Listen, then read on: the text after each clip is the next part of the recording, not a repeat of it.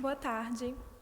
Estamos de volta aos painéis. Desta vez, Educação, Inovação e Tecnologia. Que desafios para o século XXI? Olá, boa tarde a todos. Gostava de só fazer um agradecimento muito rápido à Maria João Carapeto por me ter convidado aqui para este evento. Nós conhecemos aqui noutras andanças também num congresso rival, não é? sobre a mesma área. Muito obrigado, João. Olá, viva. Boas tardes. Em primeiro lugar, quero saudar os meus colegas de mesa e parabenizá-los naturalmente por estarem aqui hoje. Agradecer o honroso convite para estar aqui convosco e, sobretudo, dar os parabéns por organizar um congresso interdisciplinar, se assim eu posso dizer. Bom, quando me convidaram para falar sobre estes assuntos relacionados com os desafios da educação para o século XXI, nomeadamente sobre as tecnologias, sobre a inovação, pensei em várias coisas. Uma delas que me pareceu uma ideia mais feliz tem que ver com o seguinte, tem que ver com o título, a apropriação de um título que fiz de um livro de um senhor que se chama Núcio Ordine e que o título do livro é A Utilidade do Inútil. Na verdade, este título foi a primeira aula deste semestre aos meus alunos. Neste momento estou a lecionar didática no Politécnico de Viana do Castelo e na primeira aula apresentei este livro que tem que ver exatamente com a utilidade do inútil. E já sabem exatamente ao que eu me quero referir, a muitas das matérias que nós temos para abordar, sobretudo para quem é professor de didática, para quem é professor de literatura. Muitas vezes é difícil de falar com os nossos alunos e para que eles compreendam a utilidade de levar o livro, de levar a leitura, de levar a mensagem destas áreas em concorrência com outras áreas muito mais procuradas e por aí adiante. E, portanto, eu parto exatamente deste pressuposto sobre esta reflexão e falar-vos-ei hoje muito sobre esta importância da leitura e da reflexão que nós deveremos atualmente ter. E parto justamente para uma notícia que saiu ainda estes dias e que diz que as escolas preparam alunos para um mundo que já não existe. Bom, esta frase foi preferida por um académico, mas que esteve ligado aos programas que estão neste momento em curso, em grande alteração no Canadá, num dos estados, que agora não me recordo o nome. Este senhor esteve na Figueira da Foz estes dias e falava justamente neste aspecto, das escolas continuarem a trabalhar num currículo que já não está de acordo ou que está muito longe do que se passa na realidade. E nós temos, a propósito disso, sempre várias tentações quando chega a hora de nós mudarmos de paradigma, digamos assim. E uma delas é enveredar pelas tecnologias. O título desta mesa também tem lá a palavra tecnologias. De facto, eu fiz a minha especialização, o meu doutoramento na área das tecnologias e nos últimos anos, ou nos últimos tempos, melhor dizendo, tenho recusado convites quando me pedem para ir falar a algum sítio sobre tecnologias educativas. Não vou. Vou falar sobre livros, se quiserem. Livros digitais, claro, e livros em papel. Trago aqui de um ilustre senhor que certamente conhecem. É um livro de ficção, é do Álvaro Labrinho Lúcio. Já passo a apresentar. Bom, prosseguindo. Tecnologia ou inovação também não é preciso ter, já hoje foi falado no final da manhã, às vezes também não é preciso ter muitos recursos. Esta é uma imagem fantástica da biblioteca da Universidade da Flórida. É uma biblioteca construída recentemente por um célebre arquiteto conhecido, o Calatrava, e esta biblioteca custou, salvo erro, 60 milhões de dólares. 60, para mim 60 ou 100 é exatamente a mesma coisa. Foi mesmo muito dinheiro. E bom, de facto é possível inovar, é preciso trazer algum tipo de inovação diferente neste contexto, mas não é necessariamente obrigatório. Este é o livro que deu título a esta, ou parte do título a esta comunicação, a utilidade do inútil. a utilidade do inútil, exatamente, e uma das frases que eu retirei é exatamente a ideia da utilidade daqueles saberes cujo valor essencial está completamente desvinculado a qualquer fim utilitarista. Há saberes que têm um fim em si mesmo.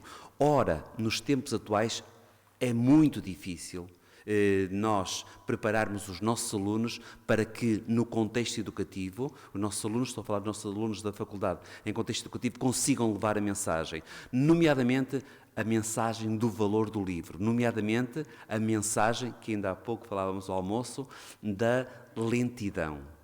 A leitura é um processo de lentidão, sobretudo. Quem fala nisto é o Gonçalo Tavares, e fala muitas vezes. Portanto, eu quando emerjo num plano de leitura, tudo é mais lento. Mas isso dá-me também a capacidade de eu poder refletir mais, não é? De poder questionar mais. Por isso é que a leitura, nós, de facto, cada vez lemos mais, em diversos suportes, de muitas formas, cada vez temos de ter mais literacias para ler o mundo.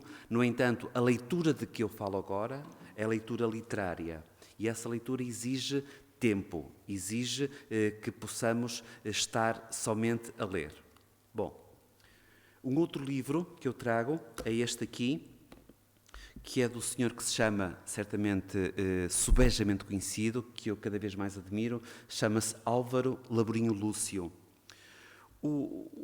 Este senhor tem escrito e pensa muito bem os temas da educação. Isto, como vos disse, é um romance, é um livro de ficção, mas que tem um dos personagens, pelo menos um dos personagens, que fala muito sobre a questão da educação. Permitam-me que leia rapidamente um pequeno excerto que entronca exatamente na questão da inovação. E ele, a dada altura, diz assim... Deixem-me só situar-vos para não vos amassar muito com a leitura.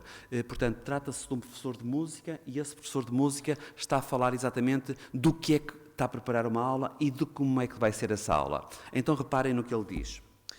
Para esse dia, tínhamos combinado trabalhar os conceitos de harmonia, compasso, ritmo. A chegada à aula foi um acontecimento. Eu pedi aos alunos que trouxessem de casa um utensílio de cozinha, um qualquer. Qual não foi, pois, o espanto partilhado pelos corredores da escola ao ver passar, direitos à sala 5, do piso 3 do bloco E, panelas, frigideiras, colheres, facas, espátulas, tachos, copos e até 2 gavetas, um ferro de engomar e um antigo triturador de carne, todos unidos sob a designação comum de material escolar. Bom, é muito interessante a abordagem que ele faz da escola 2, uma reflexão deste professor de música sobre a escola 2 e por isso aconselho vivamente, não se vê bem a capa, mas é um livro publicado pela Quetzal e certamente vocês terão facilmente acesso quem tiver interesse. Um outro livro, muito rapidamente, é este livro que acabei muito recentemente de o ler. Ainda agora, eu estive a semana passada no Brasil e, por acaso, tivemos uma grande discussão em torno deste homem. O Harari tem uma reflexão muito interessante sobre muitos aspectos. Já o tinha feito no Homo Deus, este particularmente acho que é interessante, a parte da educação, em que ele reflete, sobretudo, sobre que competências termos para o século XXI.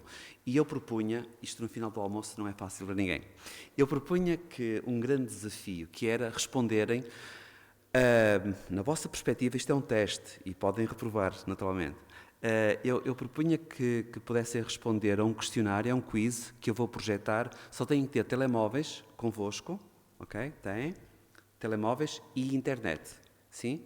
A passe, creio que seja essa, creio que funcione. Quem tiver a do RAM não precisa, não é? Sim? Podia, por favor, ajudar-me? Bom, a ideia então é que vocês, toda a gente, quem quiser naturalmente, entrem neste site. Portanto, podem ir ao Google ou outro motor de pesquisa e entram em menti.com. Portanto, o site que devem digitar é menti.com.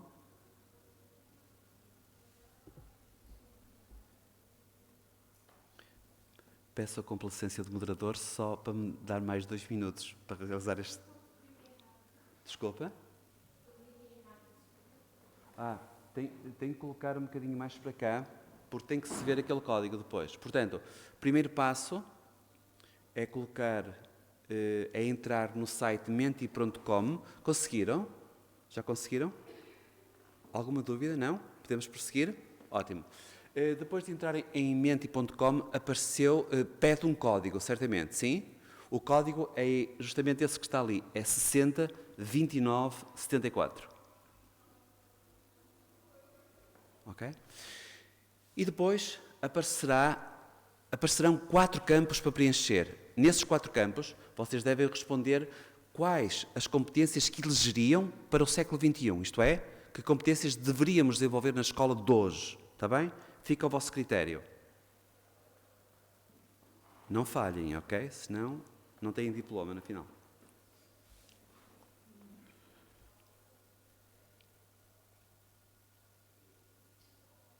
Quando escreverem as 4 competências, podem fazer submit. Acho que é o dono, não sei o que é que aparece já, não me recordo.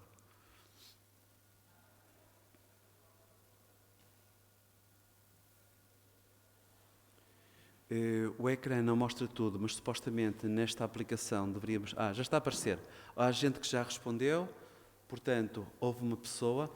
No canto inferior direito não está a aparecer tudo, mas estão a ver, portanto, cada pessoa pode escrever 4 palavras ou 4 expressões relacionadas com as competências e estão aqui a aparecer, não é? E eu vou deixar estar visível. Aparece ali as 4, não precisa. É só isso, fantástico. Portanto, estão visíveis, claro que o aparecimento das competências pode, de certa forma, condicionar as respostas. Mas como tem computador longe, vai ficar assim hoje.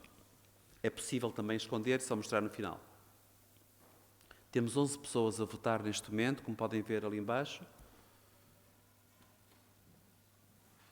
A competência que se destaca claramente neste momento é solidariedade.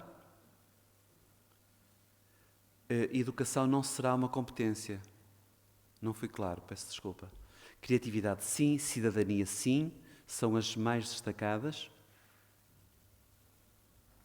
Mais alguém que está ainda em processo, está a acabar, concluir de votar?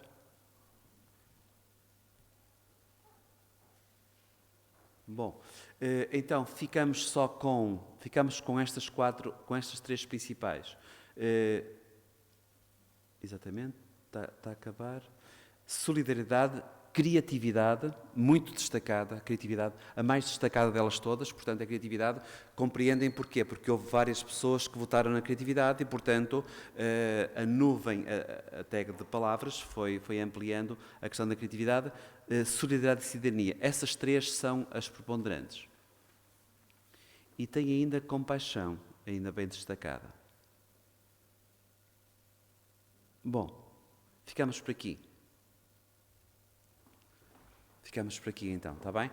Se não se importa, voltamos novamente ao PowerPoint. E eu vou, como vos disse, uma das pessoas que ultimamente tem falado muito sobre esta matéria e que acho que é uma reflexão que deve merecer a nossa atenção, é este senhor, o Harari. Como sabem, é um israelita que tem sido muito discutido, muito lido, e eu acho que valeria a pena, para quem se interessa por estas questões, não só questões de educação, mas questões de ética, por exemplo, na tecnologia, a vários níveis. E este livro parece-me um livro que nos ajuda a pensar. Eu vou ler só a parte da página 301 deste livro, que fala exatamente das competências que ele considera essenciais, as 4 competências essenciais. Vamos ver se batem certo com as nossas. Então, o Sr. Harari diz que hoje... não é este, peço desculpa. Então, pergunta ele, o que devemos ensinar? Muitos especialistas em pedagogia defendem que as escolas devem mudar de modelo e passar a ensinar os 4 Cs. E as 4 são as que eu vou dizer a seguir: pensamento crítico, comunicação, colaboração e criatividade. Eu vou repetir: pensamento crítico, comunicação, colaboração e criatividade. Bom, há muitas outras que mesmo o próprio sistema de ensino recomenda e por aí diante. Bom, vou passar. Este é o princípio que eu acho que deve haver na inovação. Este é um princípio que tem sido muito discutido, é relativamente recente. A data está incorreta, tem ali o ano 2106, não é mesmo, é 2016, peço desculpa pelo lapso. E este senhor e outros, cada vez mais, apontam para a necessidade de pensar a pedagogia, a tecnologia e o design. O próprio design, como nós construímos a sala de aula, se tem que ser sempre o professor deste lado e os alunos desse, não é? Se não podemos alterar exatamente as funções. Supostamente isto devia andar, mas não anda. Podia passar, se faz favor?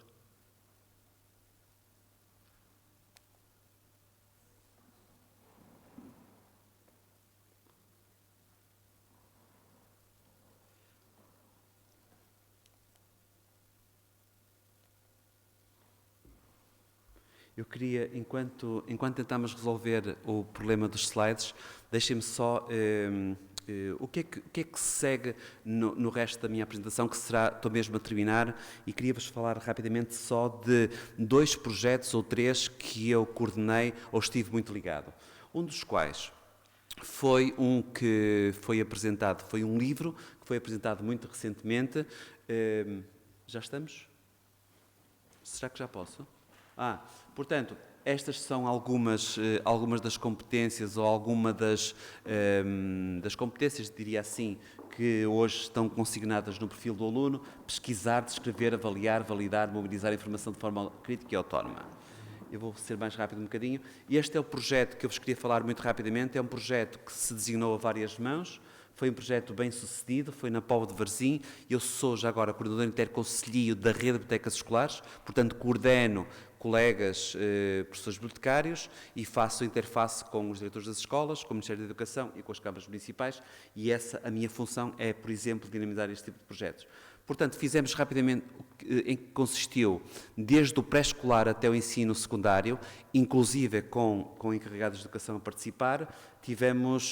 Houve um livro construído a várias mãos. Esse livro, para além de texto, este ano foi poesia, o ano passado foi narrativa, para além de texto tinha também imagens. As imagens foram construídas pelos alunos.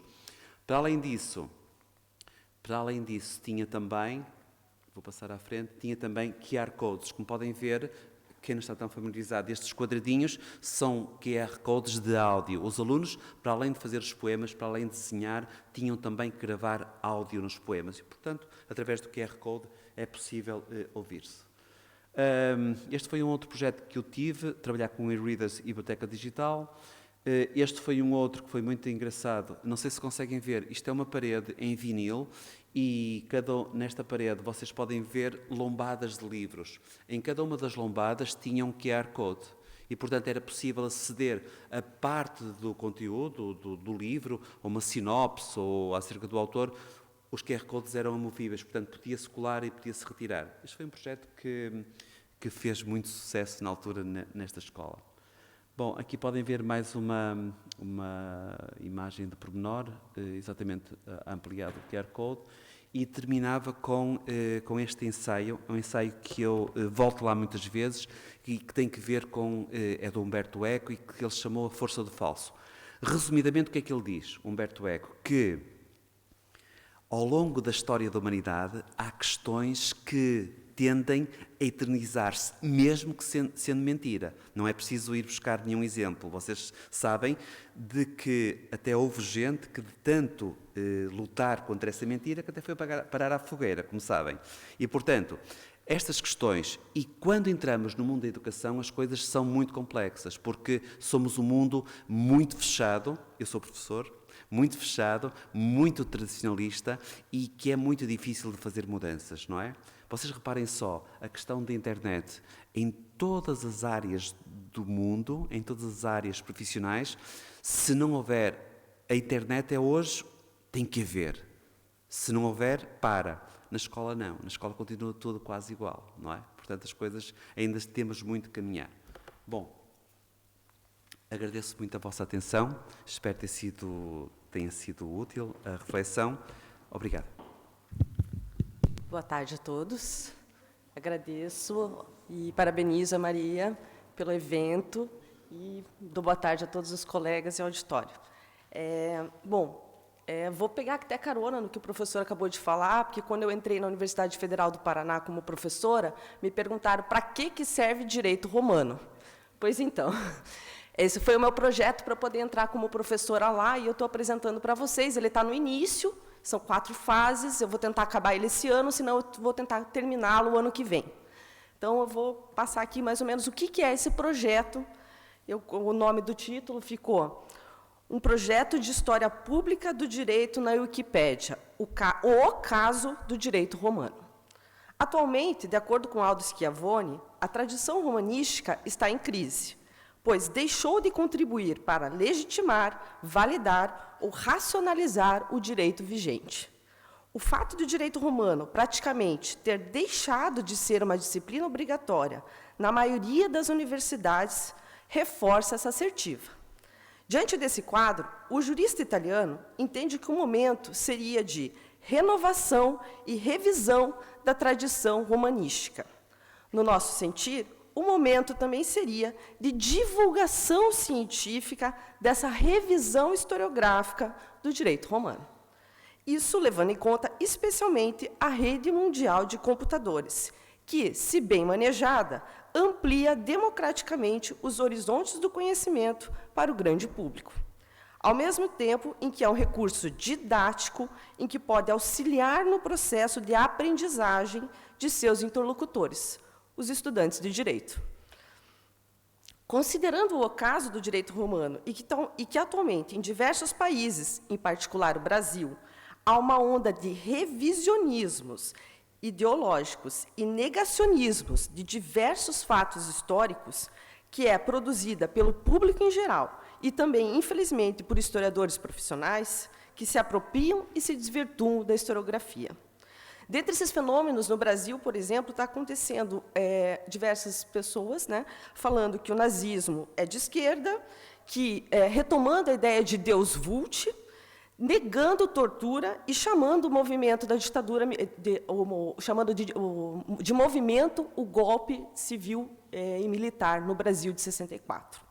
Por isso, acreditamos que seja relevante o desenvolvimento de um projeto pedagógico que envolvesse tais problemáticas, associadas a uma noção que compreende o passado como um inventário de diferenças, na qual o direito romano serve para revelar o caráter radicalmente diferente e alternativo de outros modos de imaginar e pensar o direito, colocando o atual direito na perspectiva da sua contingência.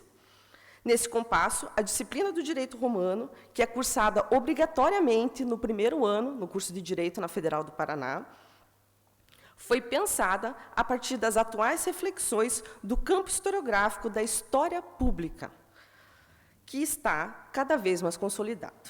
A história pública pode ser apresentada como um campo de práticas dentro da historiografia que busca atingir múltiplos espaços e interagir com públicos diversos.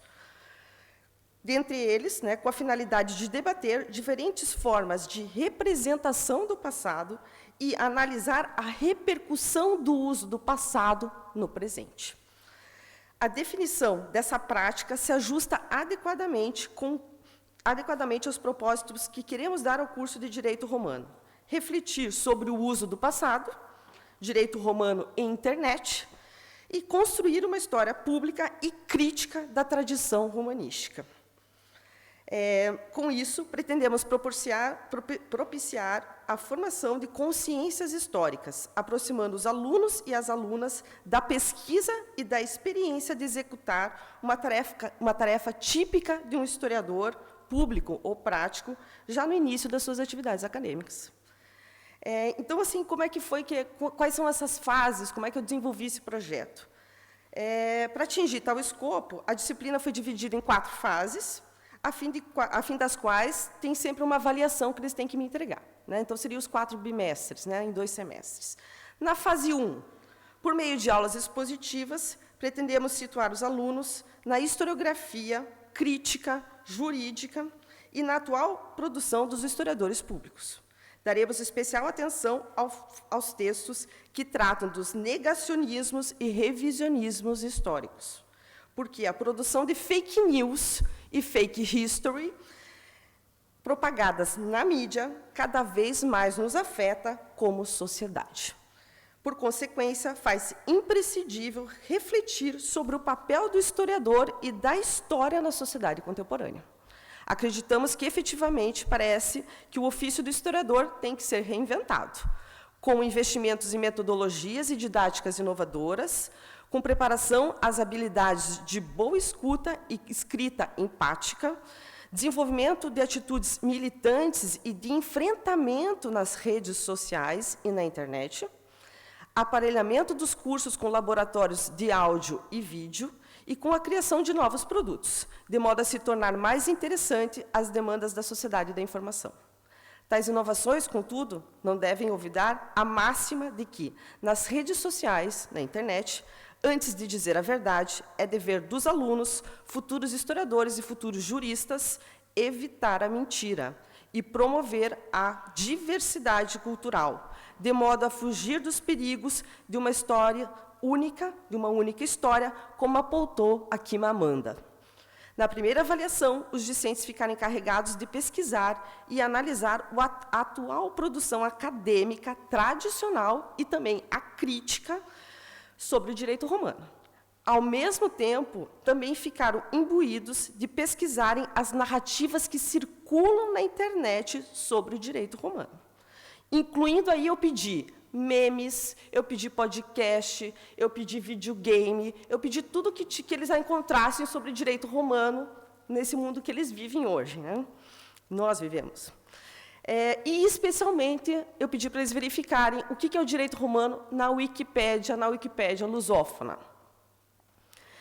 Aliás, oportuno pontuar que também sugerimos àqueles que conhecessem outros idiomas para que checassem como o verbete está redigido nas outras Wikipédia, né? Na inglesa, na americana, né? Francesa, enfim.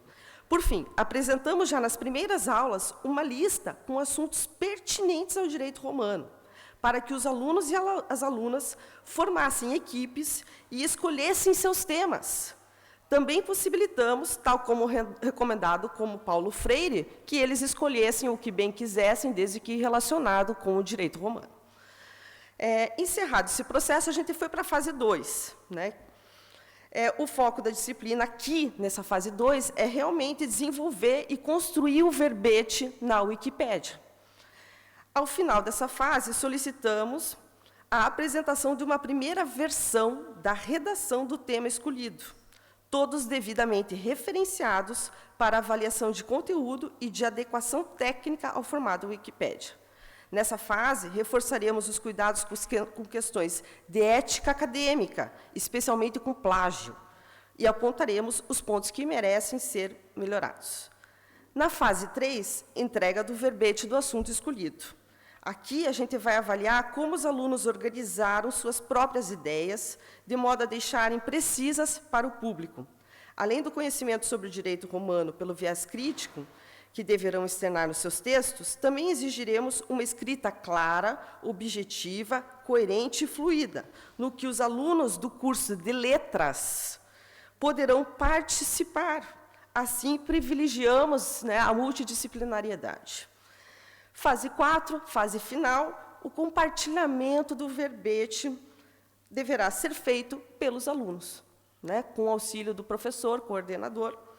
Embora tal tarefa não seja das mais simples, a própria plataforma oferece diversos subsídios para sua execução. Ademais, outros departamentos da universidade, como os que se relacionam com a informática, podem ajudar em tal atividade. Constatamos, aliás, que essa fase, em diversas universidades brasileiras que trabalham não com direito romano, mas com outras disciplinas, gerou diversos projetos de extensão. Já indo para as minhas considerações finais, o que eu tentei, né, como eu tentei mostrar aqui para vocês, eu tentei incluir em todas as fases do projeto as reflexões produzidas pela historiografia pública e pela historiografia jurídica crítica, leitura crítica do direito romano, pesquisa do tema da doutrina, na internet, redação do assunto em harmonia com as regras fixadas pela Wikipédia, compartilhamento do texto de autoria dos próprios discentes por eles mesmos, devendo contar com a supervisão do professor. A aproximação das práticas e dos debates trazidos pela história pública com os alunos e com as alunas, quase todos já nascidos na era da informação e muitos deles atuantes nas redes sociais, possibilita que a disciplina seja vivenciada de forma mais afinada com algumas das reivindicações das mobilizações estudantis secundárias e universitárias ocorridas no Brasil em 2016, nas quais vimos jovens sedentos pela transmissão de conhecimento histórico em formatos diferentes das pedagogias e abordagens tradicionais. Pela metodologia ativa e digital empregada no processo de aprendizado e levando em conta que o projeto foi pensado para ser desenvolvido em etapas, cada qual com seu propósito, esperamos um impacto positivo no desenvolvimento de consciências históricas. O projeto, além de acabar se caracterizando como bastante atrativo para os alunos e alunas recém-ingressos na universidade, também pode inspirar e motivar nós, professores e professoras, preocupados com a história e com seus usos políticos, a criar uma nova rede, uma rede lusófona, de historiadores públicos do direito, o que seria auspicioso para o pensamento crítico em todo o campo. O norte do projeto apresentado é, portanto, o de divulgar um conhecimento histórico crítico que desnaturalize as estruturas jurídicas de modo dialógico, apresentando o direito não como algo imutável, mas como uma construção política, histórica e social que não é neutra, por meio de uma didática que ventila noções sobre história e o ofício do historiador, o que, por sua vez, também ressignifica as instituições de ensino como espaço de emancipação e de criatividade, e não de dominação. Obrigada. Então, boa tarde a todos e a todas, aos colegas aqui do painel, aos presentes. Se me permitem, eu vou fazer uma pequena nota autobiográfica, sem me estender muito, mas a minha formação de base é a comunicação social, jornalismo. Isso para explicar um pouco como é que eu parti do jornalismo para vir aqui para Portugal estudar sobre bicicletas e mobilidade e África, como é que eu consegui envolver tudo isso. Na minha carreira de jornalista, trabalhei na Gazeta do Povo, em Curitiba, no Paraná, e lá eu tive um blog sobre o uso da bicicleta como meio de transporte. Eu adotei a bicicleta como meio de transporte, comecei a escrever sobre isso e passei a ser um pouco um jornalista militante nessa área. Então, o jornalismo me levou para a África. Eu fui o primeiro brasileiro, o primeiro ciclista latino-americano a atravessar o continente do Cairo à Cidade do Cabo. Foram 11 países em 4 meses, no chamado Tour d'Afrique. E, a partir dessa experiência, eu escrevi um livro sobre essa aventura, sobre essa viagem, um livro-reportagem. E o que eu vi em África, em relação ao uso da bicicleta, me chamou muito a atenção. Eu acabei juntando essas duas paixões, né, o jornalismo e a bicicleta, e lá em África eu pude ver o uso que a população, os diferentes usos que a população dava para a bicicleta. E, a partir daí, eu iniciei uma transição na carreira, saindo um pouco do jornalismo, deixando a militância e partindo para a academia, para a ciência, e vim aqui para Lisboa para fazer um mestrado em estudos africanos. Fui aluno da professora Maria Barreto. Então, e até a professora comentou no início do dia sobre a questão da mobilidade, né? A mobilidade como um fator que é determinante em relação ao acesso das crianças à educação, ao acesso à escola. Então, o meu tema de investigação no mestrado foi a difusão tecnológica e adaptação ao uso da bicicleta em África. Então, vendo a bicicleta como um artefato tecnológico e como que a população, como que esse artefato em África é abraçado, usado, e não só como um artefato de utilidade, mas também todos os aspectos simbólicos que giram em torno dessa questão, econômicos e sociais. E agora, no nível do doutoramento, eu estou aprofundando essa investigação, já estou com um projeto de doutoramento aprovado e já na fase da investigação. Então, aqui eu puxo um pouco para a questão da bicicleta na educação, né? Principalmente em África, tentando entender um pouco o contexto, perceber um pouco o contexto dessa ferramenta na promoção da educação e depois para abrir um pouco, para a gente poder focar um pouquinho na questão específica dos PALOP. Então, só para dar uma prévia, um contexto, Hoje, em África, são 33 milhões de crianças em idade escolar que não estão a estudar. Em média, no continente, 20% do contingente, né? 20% das crianças estão fora, em idade escolar estão fora da escola. E a primeira, como a professora comentou no início do dia, né? A primeira grande barreira de uma criança africana em idade escolar, depois que todos esses problemas que já foram tratados hoje estão resolvidos, estão solucionados, existe ainda um fator crítico, que é como que a criança chega na escola, né? 95% dos deslocamentos são de caminhada. A bicicleta ela representa 4% dos deslocamentos, e isso num contexto geral de África, isso numa média no continente. Então, um dos gargalos vem justamente por essa questão da mobilidade. E em países subdesenvolvidos, em especial nas regiões rurais, a carência de infraestrutura, de estradas, a falta de sistema de transporte público acaba se tornando um fator crítico e limitando o acesso aos estudantes à rede de ensino no nível primário e secundário. Daí a bicicleta ela surge como uma tecnologia e uma inovação na mobilidade. E aí vem a questão de como que a gente enquadra uma inovação. A inovação a tecnologia ela só passa a ser uma inovação a partir do momento que ela começa a ser usada, a ter um uso diferente em determinado contexto social. Se ela está presente, ela pode ser conhecida, mas se ela não é utilizada, ela ainda não é uma inovação. Então, em África, a bicicleta está presente em determinados contextos, mas ainda assim, o continente ele é um dos onde menos se usa a bicicleta como meio de transporte. Em termos globais, a posse de bicicletas em África ela tem os índices mais baixos em todo o planeta. Logo mais eu já entro com os dados mais específicos regionais para a gente poder falar sobre isso. Então, a bicicleta ela é apontada como uma alternativa barata e eficiente de mobilidade e também como um vetor de desenvolvimento econômico e social em países subdesenvolvidos. Aqui, proporcionalmente, né, o continente ele tem os menores índices globais de posse, e a posse de bicicletas em relação à população é mais baixa em todo o planeta, sendo considerado um meio de transporte restrito a um nicho na região subsaariana. A questão da investigação é de que forma a mobilidade por bicicletas contribui para o acesso de crianças em idade escolar ao sistema de ensino nos países africanos em geral e quais as suas potencialidades nos países africanos de língua oficial portuguesa em particular. Aqui, no mapa, dá para ter uma ideia. Eu não tenho para mostrar aqui na apresentação o índice global, mas a África ela tem os menores índices da posse da bicicleta. Basicamente, todo o continente, um nível considerado baixo, em que até 20% dos domicílios têm uma bicicleta. Algumas regiões, principalmente o oeste, e ali a região do Vale do Rift, tem um índice considerado médio-baixo, que é até 40%. Em relação aos PALOP, todos os países, com exceção a Guiné-Bissau, têm índice baixo. A Guiné-Bissau tem um índice considerado médio-baixo. Daqui a pouco a gente entra um pouquinho nessa questão agregada, né? Como que os PALOP em conjunto pode ser analisado em relação à posse de bicicleta, para a gente poder extrapolar e entender um pouco da potencialidade do veículo no continente.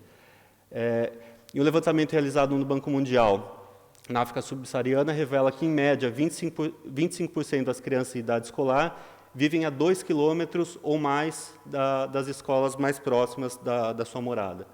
Aqui é um quadro de um relatório aqui da Comissão Europeia sobre os modais de transporte. A bicicleta, por uma distância pendular até 5 quilômetros, ela é mais efetiva, ela é mais barata e mais rápida. E de 5 a 8 quilômetros ela acaba perdendo um pouco da vantagem relativa, mas ela continua sendo um veículo mais barato e trazendo grande eficiência se a gente considerar, por exemplo, a necessidade de investimento para um sistema público de transporte ou para a criação de uma rede, ou mesmo para, no caso específico africano, a gente não pode considerar que cada família vai ter um veículo particular motorizado para levar os miúdos para a escola todo dia. Aí, outros fatores, além dessas condicionantes, as características em África, em que o trabalho precoce, a partir dos 6 ou 7 anos da população, principalmente nas áreas rurais, a criança ela auxilia. Isso faz parte do próprio, é uma questão cultural, a criança ajuda a família na lavoura, na roça, e acaba sendo mais um fator para dificultar o acesso à escola Isso acaba atrasando o desenvolvimento, o ensino, atrasando, às vezes, a matrícula da criança na escola, e também pode resultar em um atraso até de 8 anos na matrícula, para que a criança comece a estudar. E depois fica difícil de recuperar esse tempo perdido. E alguns resultados, aqui é uma análise de alguns resultados de programas específicos, principalmente desenvolvidos a partir de organizações não governamentais, com a distribuição de bicicletas para crianças e estudantes no continente africano. Alguns dados: as meninas que vivem até 10 quilômetros da escola provavelmente perderão mais 5 dias de escola em comparação com as meninas que vivem a 1 quilômetro da escola. A pontuação nos exames também é 15% menor. Então, quanto mais distante se vive da escola, menor é o rendimento escolar e maior o número de faltas ali no dia a dia escolar. A organização World Bicycle Relief, ela distribuiu 84 mil bicicletas em 9 países no continente, 70% para as raparigas, 30% para os rapazes. E nesses programas que já foram avaliados, há um aumento de 28% na frequência em sala de aula. O uso da bicicleta reduziu de 63% para 10% o número de alunos que gastam mais de meia hora por dia em cada trecho, e de 10% para 2% o número de alunos que gastam mais de 1 hora de deslocamento. O levantamento também aferiu que o índice de atraso caiu em 95%, graças ao uso das bicicletas, e, como consequência direta, houve um aumento no rendimento escolar, nas notas e no aproveitamento dos alunos. E os locais em que os alunos tiveram que pagar... Aqui é um detalhe interessante. Uma parte do programa a bicicleta foi simplesmente dada para os alunos, cedida gratuitamente, e em algumas localidades foi exigida uma contrapartida. Nesses lugares, mesmo que simbólico esse valor, o resultado foi mais satisfatório, foi mais eficiente, porque há um comprometimento maior no cuidado com o equipamento e no engajamento no uso. Usou-se mais a bicicleta quando se teve que pagar. E aí entra um fator econômico também, que é a relação do custo da bicicleta em relação ao orçamento disponível em África. Ela pode representar até 40% de um salário em algumas situações africanas. Então, é quase um bem para a família ter uma bicicleta, e ela não serve só ao aluno, ela acaba servindo a toda a família, e a família no conceito africano, a família estendida, que são também os tios, os primos. Aqui é aqueles dados que eu já passei, o resultado em relação ao tempo de deslocamento para os alunos. E aqui o potencial nos PALOP. E surgiram alguns números interessantes. Aquela relação, 20% dos países têm bicicleta, então um índice considerado baixo na média mundial, e também a média mais baixa do continente, com exceção da Guiné-Bissau. E os países concentrados, se a gente tratar os PALOP como um bloco econômico, ou como um conjunto ali de países, eles concentram 5,4% da população do continente e têm uma participação de 6,5% na geração de riquezas no continente. E esses países, em conjunto, mesmo tendo um índice baixo de posse de bicicletas, eles representam 10% dos destinos das exportações, ou das importações de bicicletas. Quer dizer, quando a África compra bicicletas, 10% delas vão para os PALOP em conjunto. Então, ela tem um potencial maior do que o peso econômico, que a participação do mercado mundial de bicicletas é maior do que o peso econômico que esses países em conjunto têm no continente. Então, revela um grande potencial também de crescimento para o mercado de bicicletas nesses países. O continente ele é o que tem menor participação mundial em relação ao mercado de bicicletas, é 1,7% do mercado mundial. Em 2007, movimentou 142 milhões na compra desse tipo de equipamento. E, considerado em conjunto, os PALOP, eles representam o terceiro maior mercado consumidor de bicicletas no continente africano, ficando atrás só da África do Sul, uma das principais economias do continente, e do Ghana, que representa 11%. Juntos, os PALOP têm 10% do mercado. No agregado dos países, tem um contingente de 12,3 milhões de alunos em idade escolar que frequentam a escola primária. E daí, se a gente pegar aquela média de 20% dos miúdos, das crianças que estão fora da escola, seria um impacto de 2,5 milhões de crianças que, com programas de mobilidade focado na bicicleta poderiam, claro que existem fatores condicionantes, nem todos seriam atendidos, mas desses 2,5 milhões, com a efetividade do uso da bicicleta para o transporte, você poderia trazê-las de volta para o ambiente escolar. Então, esse que é o potencial que a gente encontra nos países africanos de língua portuguesa em relação ao uso da bicicleta como fator de indução ou de facilitação na frequência e no desenvolvimento escolar. Algumas das conclusões é que o investimento em programas de mobilidade de baixo custo para as populações vulneráveis apresenta um potencial de economia na comparação com outros sistemas de transporte, que pode significar a racionalização no gasto de recursos orçamentários e melhor aplicação de investimentos na área de educação. Nos PALOP, onde cerca de 2,5 milhões de crianças de idade escolar não frequentam as salas de aulas, os programas de estímulo ao uso da bicicleta têm o potencial de ajudar a reduzir os índices de evasão e absenteísmo, e, de maneira geral, podemos concluir que a melhoria das condições de mobilidade de estudantes é um vetor de desenvolvimento e do combate à pobreza em regiões deprimidas, oferecendo melhor acesso ao sistema de educação e garantindo oportunidades de estudo e progresso na vida de crianças e jovens. Meus colegas de painel, doutora Maria João Carpeto, obrigada. E antes de começar aqui o roteiro que me propus, quero também fazer uma nota e explicar o porquê disso, o porquê desse tema, já que está no painel de tecnologia, o que eu quero dizer? Eu quero dizer que quero encher as salas de aulas de equipamentos eletrônicos. Não é nada disso. Trata-se de um estudo, de um projeto que eu comecei a fazer com meu marido, com o autor, o Luiz Henrique. Ele é engenheiro eletrônico e eu trabalho no setor de telecomunicações há 12 anos, embora seja da área jurídica. Então, somos um casal que gosta de tecnologia, gostava muito mais, até que nossas filhas foram para a escola. Quando elas foram à escola, nós nos deparamos com uma situação um pouco chocante, que ela, no infantário, já tinha equipamentos eletrônicos em sala de aula. Mas o chocante não foi aqueles equipamentos estarem lá. O chocante foi a falta de propósito para eles estarem lá. Para quê? Por quê? Não podiam ser mais brinquedos, mais livros, mas... Não, estavam lá equipamentos que nem as professoras sabiam para que estavam lá, mas de alguma forma atraíam os pais e eram mais matrículas que entravam na escola porque eles estavam lá. E aí começamos a estudar. Na época morávamos no Brasil e começamos a estudar, nos aprofundar. E uma das conclusões a que a gente chegou, já adianto, é que é difícil e impossível até, e até importante hoje, os jovens terem contato com a tecnologia. É importante, é muito importante, mas tem que ser com muito cuidado, com muito propósito, porque senão os efeitos colaterais gerados são terríveis. São, na verdade, o inverso do que nós queremos que eles consigam, as competências que eles consigam adquirir, na verdade, vão para o inverso. Ao invés de adquirirem solidariedade com o próximo, criatividade, raciocínio crítico, eles se fecham e querem trabalhar apenas sozinhos, e aquele mundo que a tela proporciona para eles é muito mais interessante do que está à volta. Então, é muito perigoso, é muito delicado, e tem que ter muito cuidado em trabalhar com tecnologia nas escolas. Feito esse parêntese, eu quero agora sim começar. Adoro tecnologia, mas tocar com meu papel e não sei que botão eu carrego.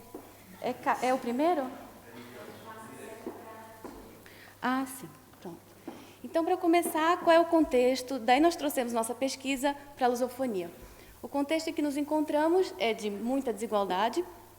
Portugal, que é o país lusófono mais bem colocado no Índice de Desenvolvimento Humano, está em 41º de 189 países, é o único com muito alto Índice de Desenvolvimento Humano. Depois, Brasil, com alto índice. A maioria dos africanos com médio índice de desenvolvimento, Timor-Leste também. E, por último, Moçambique e Guiné-Bissau, com baixo índice de desenvolvimento humano.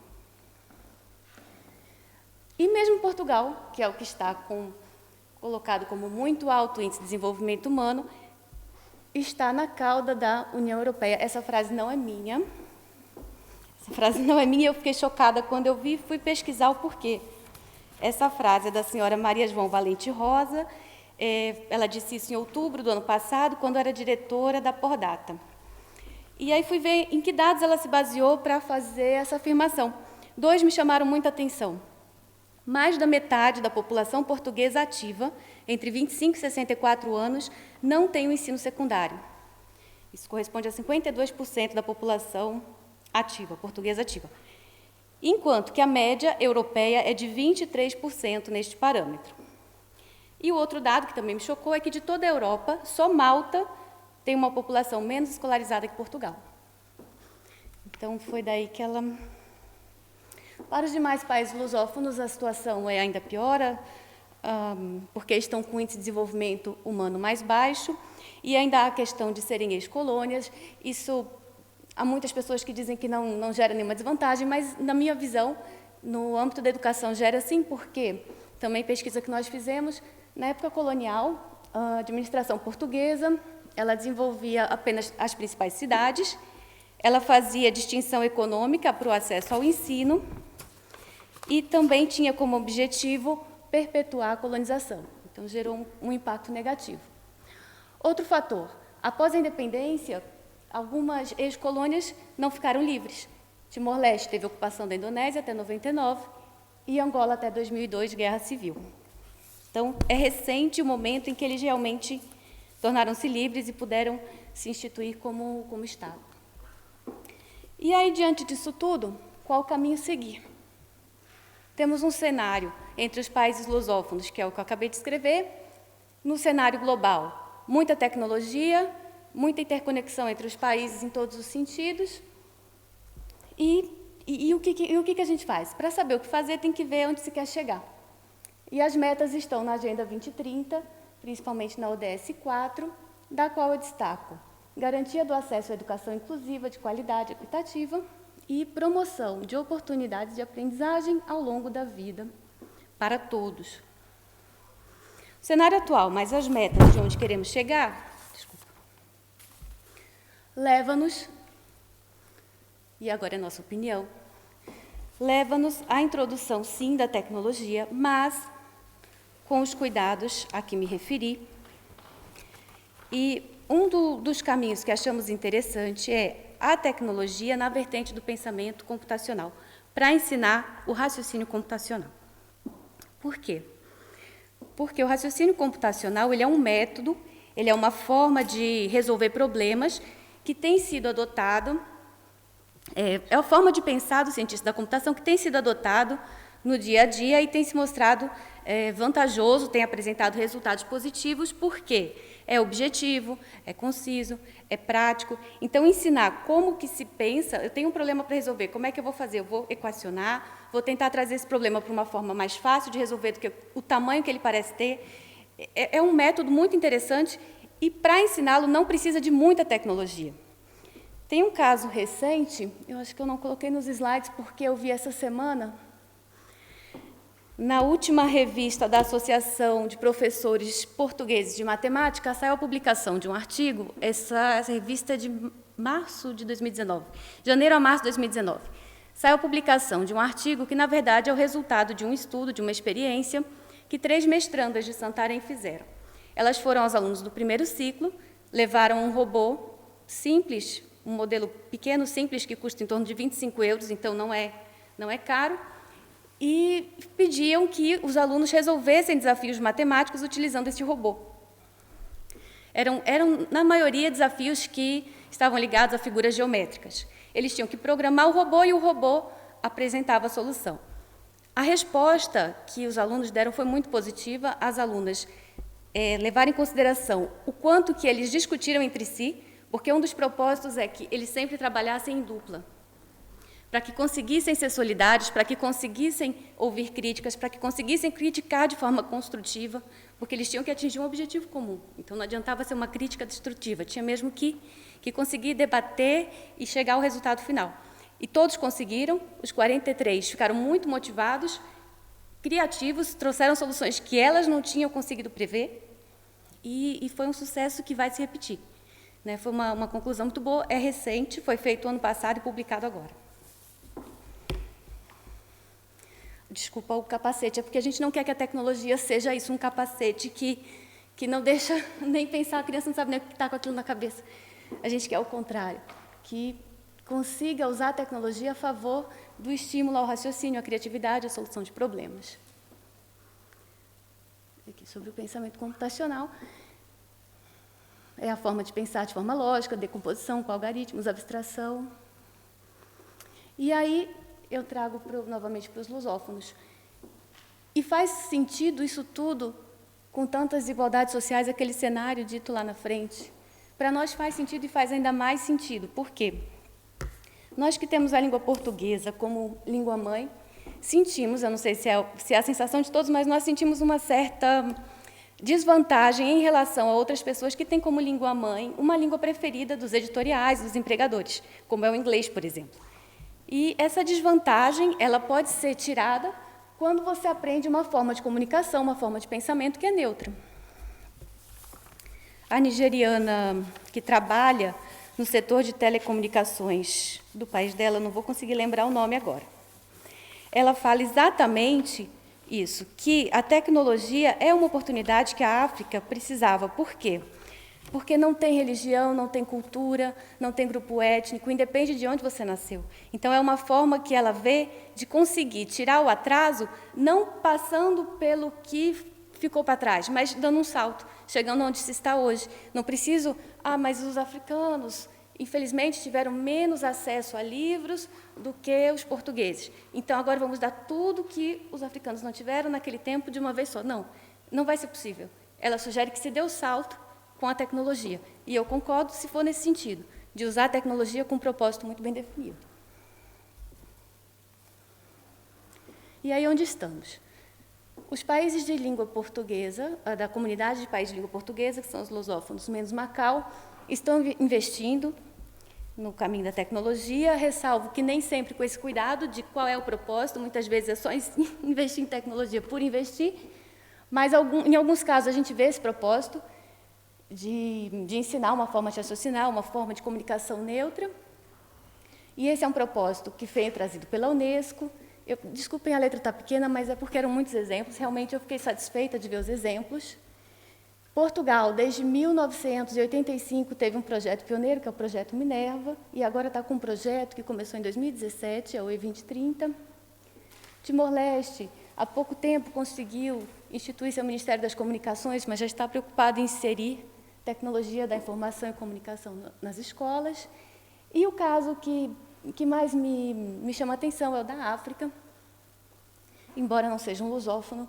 O Quênia tem uma reserva, a reserva Samburu, né, não é perto da capital, é distante de Nairobi, e já tem escola primária totalmente equipada, e as crianças motivadas e aprendendo com os tablets que foram projetados na capital, em Nairobi. Então, é interessante ver que eles estão conseguindo também se inserirem de alguma forma nesse mundo e estão motivados. E não é só para crianças, é escola primária, mas atende adultos também.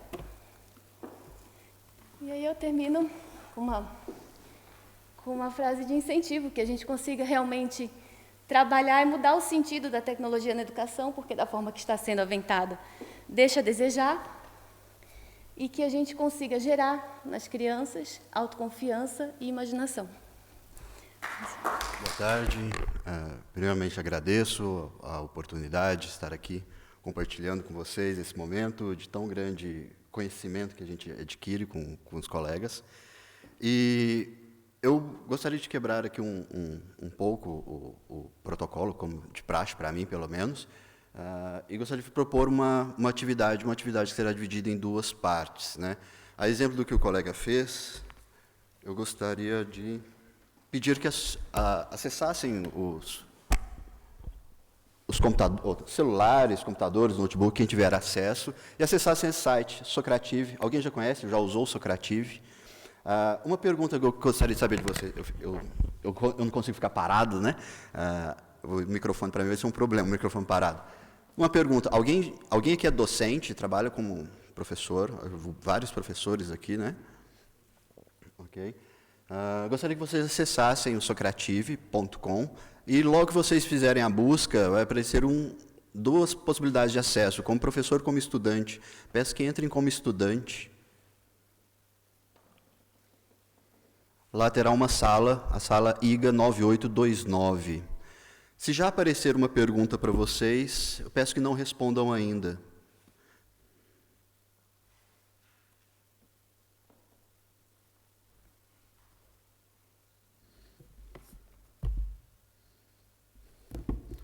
Bem, enquanto os colegas entram, o que eu gostaria de falar? Nós vamos tratar aqui de metodologia ativa, em especial sala de aula invertida. E essa atividade ela será feita agora em 2 etapas, e ela se pauta em metodologia ativa, não necessariamente em sala de aula invertida, mas é uma das formas de metodologia ativa que nós temos. Conseguiram acessar? Apareceu uma pergunta ou só está um losango piscando para vocês? Oi? Podem colocar qualquer nome que vocês quiserem, tá? Entrem na sala IGA 9829 e vão pedir o nome de vocês. Podem colocar o nome de vocês ou o nome que vocês quiserem, fiquem à vontade. Acabou de cair minha conexão, então eu tive um probleminha no meu acesso. Pois bem, o que nós temos aí? Nós temos uma pergunta e eu optei por fazer essa pergunta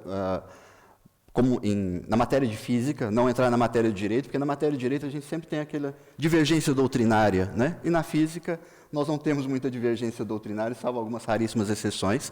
Então eu gostaria de trazer um pouquinho de conteúdo para depois nós respondermos essa pergunta de forma individual a priori. Bem, nós vamos lembrar do colégio, da época que estudamos um pouco de física, lá na primeira matéria de física que nós tivemos, quanto à dilatação, né, dos materiais. E não sei se vocês lembram, acredito que sim, que um material aquecido, ele tem suas partes, suas moléculas, seus átomos mais agitados, enquanto um material frio, ele tem moléculas, materiais mais próximos, mais paradinhos. Né? Então, se nós imaginarmos um material, né, uma temperatura X, uma temperatura baixa, ele tem todas as suas moléculas, seus átomos quietinhos, mais parados. Passado, ou se aumentarmos a temperatura, eles começam a vibrar. E à medida que eles vibram, eles buscam mais espaço. Buscando mais espaço, o que acontece com o material em si? Ele dilata. Então, essa dilatação, ela é normal, ela é tradicional e já de conhecimento prévio nosso. Isso é importante para a gente. Nós já estamos aqui, nós como adultos, nós já sabemos esse conteúdo.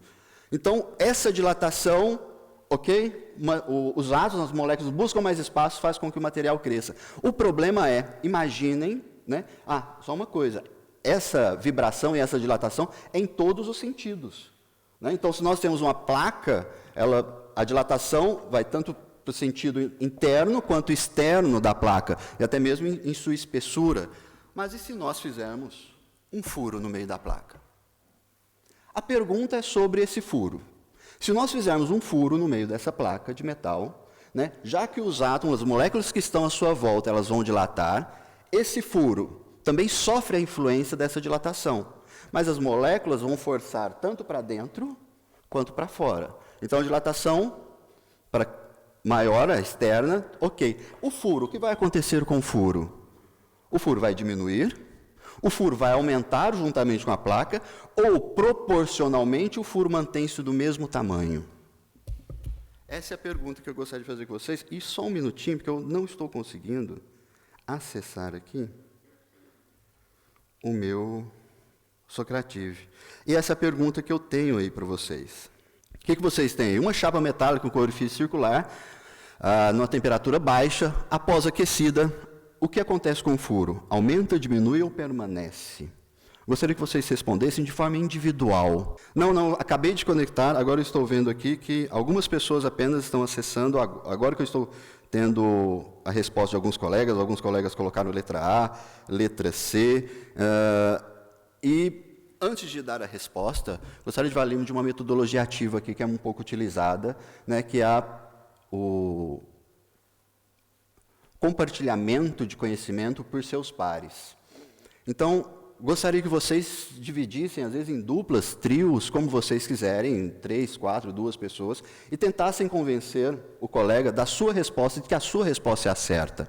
Como, por exemplo, se você colocou que mantenha o tamanho, por que mantém, já que o colega colocou se aumenta ou diminui? Eu gostaria de fazer essa proposta para vocês, entre 2, 3 pessoas, do jeito que vocês quiserem. Pode ser 2 minutinhos? Pode ser? A gente consegue? Só para ver se nós conseguimos, só para ver o índice de resultado e resposta, nós vamos mudar essas respostas ou não. Já que eu não consegui ter a prévia, o primeiro resultado, eu vou abrir aqui novamente as perguntas. Alguém mudou de ideia? Algumas pessoas, ou mantiveram o pensamento. Salvo engano, abriram aí de novo para vocês a mesma pergunta. Abriu? A mesma pergunta aí? Dê um refresh na página, por favor. Eu vi algumas teorias sendo ventiladas aí na hora, né? Falando assim, olha, aumenta ou diminui por esse ou outro motivo. Né? Isso é interessante para a gente, nós vemos como, e nós vamos falar disso daqui a pouco, como nós criamos o conhecimento, né? Como nós desenvolvemos o nosso conhecimento, às vezes pautado na nossa experiência. Então, isso é importante, porque às vezes a criança, quando nós estudamos pedagogia, ela não tem uma experiência de vida ainda, ou até mesmo de vivência, para transformar ou conseguir captar algo de fora e transformar, trazer para o mundo dela. Então, um adulto ele já tem esse conhecimento prévio, e que na hora da busca pela resposta, ele tenta assimilar, né, como diz Piaget, assimilação, adequação, adaptação. Né? Bem, aqui boa parte dos colegas já responderam, e eu vejo uma predominância pela letra A e pela letra C. Pois bem, qual seria a resposta correta? Porque, e o motivo, né, de eu ter trazido isso para a física? A circunferência aumenta. Isso, nós, de forma empírica, sem falarmos muito de física... Oi? Algumas pessoas colocaram letra A, letra B, a letra B foi a minoria, né? Mas letra A e letra C. Então, mas por que isso? Como é que eu comprovo isso? Se nós pensarmos com a construção de baús, né, tonéis, nós colocamos a madeira, aquecemos o metal, ela se alarga, colocamos o metal, a hora que ele esfria, ele fecha novamente. Né, peças de motor de carro que também precisam ser justas, né, até mesmo para a cozinha, né, aquela pessoa que tem uma certa dificuldade de abrir aquela tampa que está presa, a tampa do vidro de palmito, se você aquecer a água, não muito, né, e aquecer um pouco a água e colocar a tampa de cabeça para baixo, né, o pote de cabeça para baixo, aquecendo um pouquinho a tampa, ela vai dilatar mais do que o vidro, então você consegue abrir com mais facilidade. Qual é a ideia dessa atividade? Essa atividade ela se pauta nessa discussão, nesse compartilhamento de conhecimento, e é uma metodologia ativa que nós utilizamos. E para falarmos de metodologia ativa, eu gostaria antes de traçarmos um pouquinho do contexto histórico do que é a educação e quais foram as metodologias utilizadas na educação. Eu sei que aqui, né, num painel como esse, nós estamos dentro de educadores, talvez fique um pouco repetitivo, mas vou tentar traçar de forma bem breve, que nós começamos dentro de uma metodologia tradicional, a pedagogia tradicional que nós temos, que até mesmo a colega mais cedo trouxe a ideia, né, de que nós temos um quadro, várias pessoas sentadas, né, e um interlocutor, alguém mostrando o conteúdo que está ali. Uma metodologia tradicional, né, e que, se nós pensarmos, é um pouco antiga, talvez, né, da época de Sócrates e Platão, né, que faziam o quê? Mais ou menos dessa forma, na hora de expor o seu conhecimento, de compartilhar, ou a sua forma de compartilhar o conhecimento. Não que ela esteja errada, às vezes ela é necessária. Até mesmo essa metodologia que nós utilizamos, e na sala de aula invertida, nós precisamos, muitas vezes, utilizarmos da metodologia tradicional para depois utilizarmos uma metodologia ativa para usarmos uma sala de aula invertida. E vejam, essa metodologia até nos traz aquela tão famosa e batida ideia, né, do termo aluno. Né? Aluno de luz, e o não, né? A parte negativa, o ser, né? Aquele luno, sem luz, ou não luz, ou sem luz, enquanto o professor, aquele que professa, aquele que fala, o ser iluminado, que irá iluminar todos aqueles que estão sentados ou escutando. Não é uma metodologia, talvez, que hoje em dia já não é tão mais aceita. Né? E dali, várias metodologias posteriores, nós chegamos aqui numa das mais importantes aqui para nós, que nós utilizamos bastante, o construtivismo. De forma bem curta, construtivismo é a forma de construção do conhecimento. Que a construção do conhecimento não parte mais do professor, aquele que professa, para aqueles que estão estudando ou estão sentados. Né? Deve ser construída por todos nós. Então, o conhecimento é feito, e como ele é gerado? Por todos nós, e não passado de um para o outro. Conhecimento não se passa, né? Nós passamos informação, mas o conhecimento nós construímos. E logo na sequência nós temos aqui dois grandes caras, né? Vygotsky e Piaget, né? Que trazem a ideia do construtivismo, Vygotsky e Piaget. E depois nós temos David Ausubel, que é a aprendizagem significativa. Ausubel ele trabalha com a parte de que nós devemos não só construir ou trazer o conhecimento, mas nós também devemos trabalhar com aquilo que é significativo para o ser. E aqui eu faço só um breve parêntese para falarmos um pouquinho da pedagogia da libertação, né, do nosso querido Paulo Freire. Paulo Freire, tão criticado, atualmente está sendo muito criticado no Brasil pela metodologia implantada, mas pouco se discute quem era Paulo Freire e quais são as suas ideias, realmente a sua metodologia. Nessa obra, ele trouxe a ideia da libertação ou da autonomia. A educação serve para quê? Essa é a pergunta que Paulo Freire responde em um determinado momento dessa obra. E ele fala, serve para dar liberdade, para dar autonomia ao ser. O ser liberto, o ser autônomo, ele é autônomo de quê? De pensamento, de raciocínio, de crítica.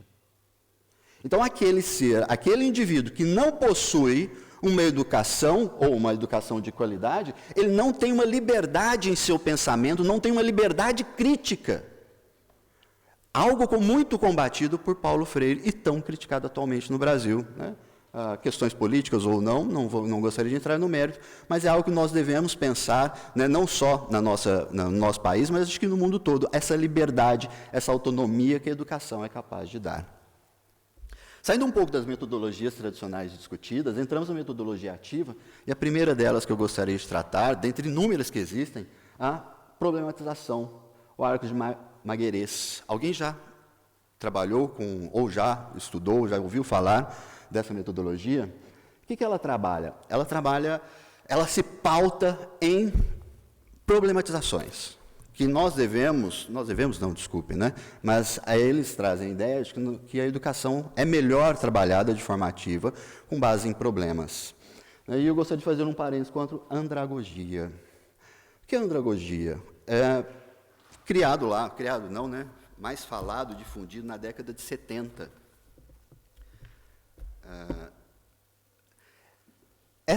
A andragogia nos traz a forma de estudar, ou a forma de ensinar o adulto. Porque nós temos uma diferença para ele, né, para o autor, a diferença entre pedagogia e andragogia. Pedagogia é a forma que nós estudamos para ensinar uma criança, né, e andragogia, a como nós ensinamos adultos. Existem algumas diferenças desses dois. Por exemplo, a andragogia ela se pauta em alguns princípios diferentes do que nós pautamos em princípios quando nós estudamos para criança, foi aquela que eu comentei agora há pouco. A experiência do adulto é levada em consideração no seu aprendizado. A experiência de vida, que às vezes uma criança não possui. Uma criança de 5, 6, 7 anos, ela não tem essa mesma experiência, essa mesma possibilidade, né, de compreensão da situação. Ela não tem essa amplitude. Como diz Piaget? Piaget, o que ele fala? Assimilação, né, e a equilibração. Assimilação, adequação e equilibração. Quando você traz um novo conceito, o que acontece quando um adulto... nós vamos falar aqui se o furo aumenta ou diminui. Olha, é uma coisa nova para a gente. Se é uma coisa nova, você fica em momento que você não tem equilíbrio quanto a esse novo conteúdo. Piaget traz a ideia de assimilação, quando você assimila esse novo conteúdo, esse novo objeto para você. Então você precisa maturar, você precisa trabalhar, raciocinar, ver como a sua vida prática funciona para conseguir fazer uma adequação, uma equilibração daquilo que você acabou de ver. Uma criança não tem, talvez, essa experiência. Então a forma de pensar a educação de uma criança é diferente de uma forma de pensar de um adulto. Outra característica é que o estudante adulto, ele precisa saber. Ele precisa saber o quê? Para que servirá aquilo que ele está estudando. Para uma criança, né, tudo é novidade e tudo pode ser empregado. Até mesmo quando nós estamos no ensino fundamental, né, a colega disse há pouco, perguntaram, né, por que estudar história do direito. Eu tive meu primeiro professor de física, e ele tinha uma régua gigantesca, não sei se alguém pegou essa época, de professor que usava régua e batia, né, e a régua dele tinha até um nome dado por ele, Barbosinha, e em um determinado momento ele ensinando, e hoje eu sou apaixonado por física, eu odiava física, e ele falou, né, explicando umas coisas, eu falei assim, gente, para que saber isso?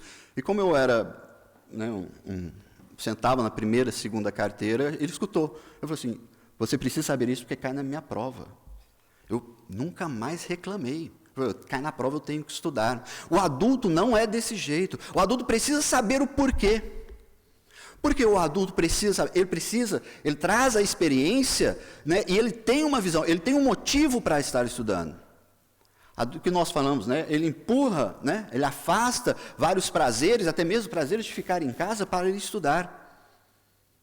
Uma criança vai, e nós nem sabemos o que ela será no futuro. Agora, como é que você fala para um advogado? Fala, olha, você está aqui no curso de Direito, primeiro período de Direito, e nós não vamos nem estudar História do Direito, nós vamos estudar aqui dilatação, né, a dilatação dos materiais. E o que ele vai te perguntar? Para que ver isso em Direito? Você vai responder o quê? Também não sei. Agora, para uma criança, não, isso pode ser importante numa vida futura. Então, nós temos que pensar dessa forma, de uma forma diferente entre uma educação para a criança e uma educação para o adulto. E outra parte que é importante nós termos também, que para o adulto, a realidade social, ela importa muito no momento da sua educação. No momento em que ela trabalha e que ela desenvolve o seu conhecimento. Para uma criança, essa realidade social, às vezes, ela é muito mais limitada. Bem, e também o hibridismo. O que eu gostaria de falar de hibridismo? Que também entra um pouco nessa metodologia ativa, que nós estamos fugindo um pouco, e há uma tendência, pelo menos no Brasil, há uma tendência de transformar os cursos presenciais num curso EAD, um curso à distância, um curso online. Né, muito criticado, né, os cursos online. Por quê? Porque eles perdem isso que nós temos aqui, esse momento de compartilhamento com o colega, que talvez seja muito mais enriquecedor do momento que eu tenho com o professor. Quantas dúvidas nós já não sanamos na nossa vida estudantil com o colega ao lado, e quantas eu resolvo com o professor? Eu sano muito mais dúvidas com o colega ao lado, estudando, do que com o professor. Então, o ensino à distância, puramente à distância, é muito criticado porque você não tem um colega mais ao lado. Como fazer? Esse compartilhamento de conhecimento na hora, esse tete-a-tete é importante. E saindo aqui um pouquinho já da metodologia de problematização e a de instrução por seus pares. Essa metodologia ela se pauta em algumas etapas, e foi o que nós fizemos aqui no nosso começo do nosso encontro. O primeiro é o quê? Levar uma questão, o professor escolhe o objeto a ser questionado. Um segundo momento, o que ele faz? Ele faz uma explanação breve do que será discutido no dia. Foi o que nós falamos aqui da placa de metal, dilatação, né, vibração das moléculas, e, após isso, coloca uma proposta, uma questão-pergunta. O furo aumenta ou diminui? Daí nós vamos para um tipo de resposta individual. E quando nós falamos instrução por seus pares, nós vamos fazer uma análise, que infelizmente eu não consegui fazer hoje aqui. Né, eu tive um problema aqui na hora que eu fui conectar, minha conexão caiu. É feita uma análise na instrução por seus pares, que o professor irá escolher o conteúdo de acordo com a resposta dos estudantes. Se a resposta for inferior a 30%, se a resposta correta for inferior a 30%, o que o professor deve fazer? Lançar a pergunta? Não, vamos fazer uma nova explanação com outra abordagem acerca da dilatação das moléculas, da vibração dos átomos e das moléculas. Por quê? Porque eu errei na minha explicação, se nem 30% da turma me entendeu. Agora, se mais de 70% da turma acertou, o que eu posso fazer? Passar para um próximo conteúdo, ou até mesmo lançar uma outra questão com um grau de dificuldade talvez um pouco maior.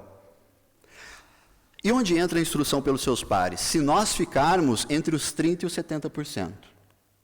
Se nós ficarmos entre os 30% e os 70%, nós convidamos para os colegas discutirem entre eles o porquê você respondeu, o porquê. Então, o ideal é que você tenha um feedback, aí por isso o uso de equipamento eletrônico com o nome, que você tenha nomes dentro de sua sala, quem acertou, quem errou. Então, diversificar. Olha, quem colocou A, B e C aqui, juntos, não somente quem colocou a resposta A, eles não vão conseguir discutir entre eles. A ideia é de que eles saibam discutir e consigam discutir. E depois disso, depois dessa discussão, que normalmente é de 2 minutos, 1 a 2 minutos, uma nova pergunta, a mesma pergunta, para vermos como é que fica o gráfico de respostas. Se nós melhoramos o índice ou se nós pioramos o índice. Daí, o professor irá escolher, volto o conteúdo, passo o conteúdo para frente, como é que eu faço? Isso com base em quê? No conhecimento que vocês adquiriram. E por que pelos seus pares e não o professor novamente falar? Porque você já fez uma explanação e talvez o seu colega ao lado, com o vocabulário e com a vivência, experiência que ele tem, consiga alcançar, consiga tocar melhor a forma de pensar do colega. Então, você já fez a sua explanação. Não foi o suficiente que os colegas façam a explanação para depois você levar uma resposta mais adequada à sua pergunta. E daí entramos na sala de aula invertida. A sala de aula invertida, ela consiste em quê? Na verdade, a sala de aula invertida é a inversão de momentos.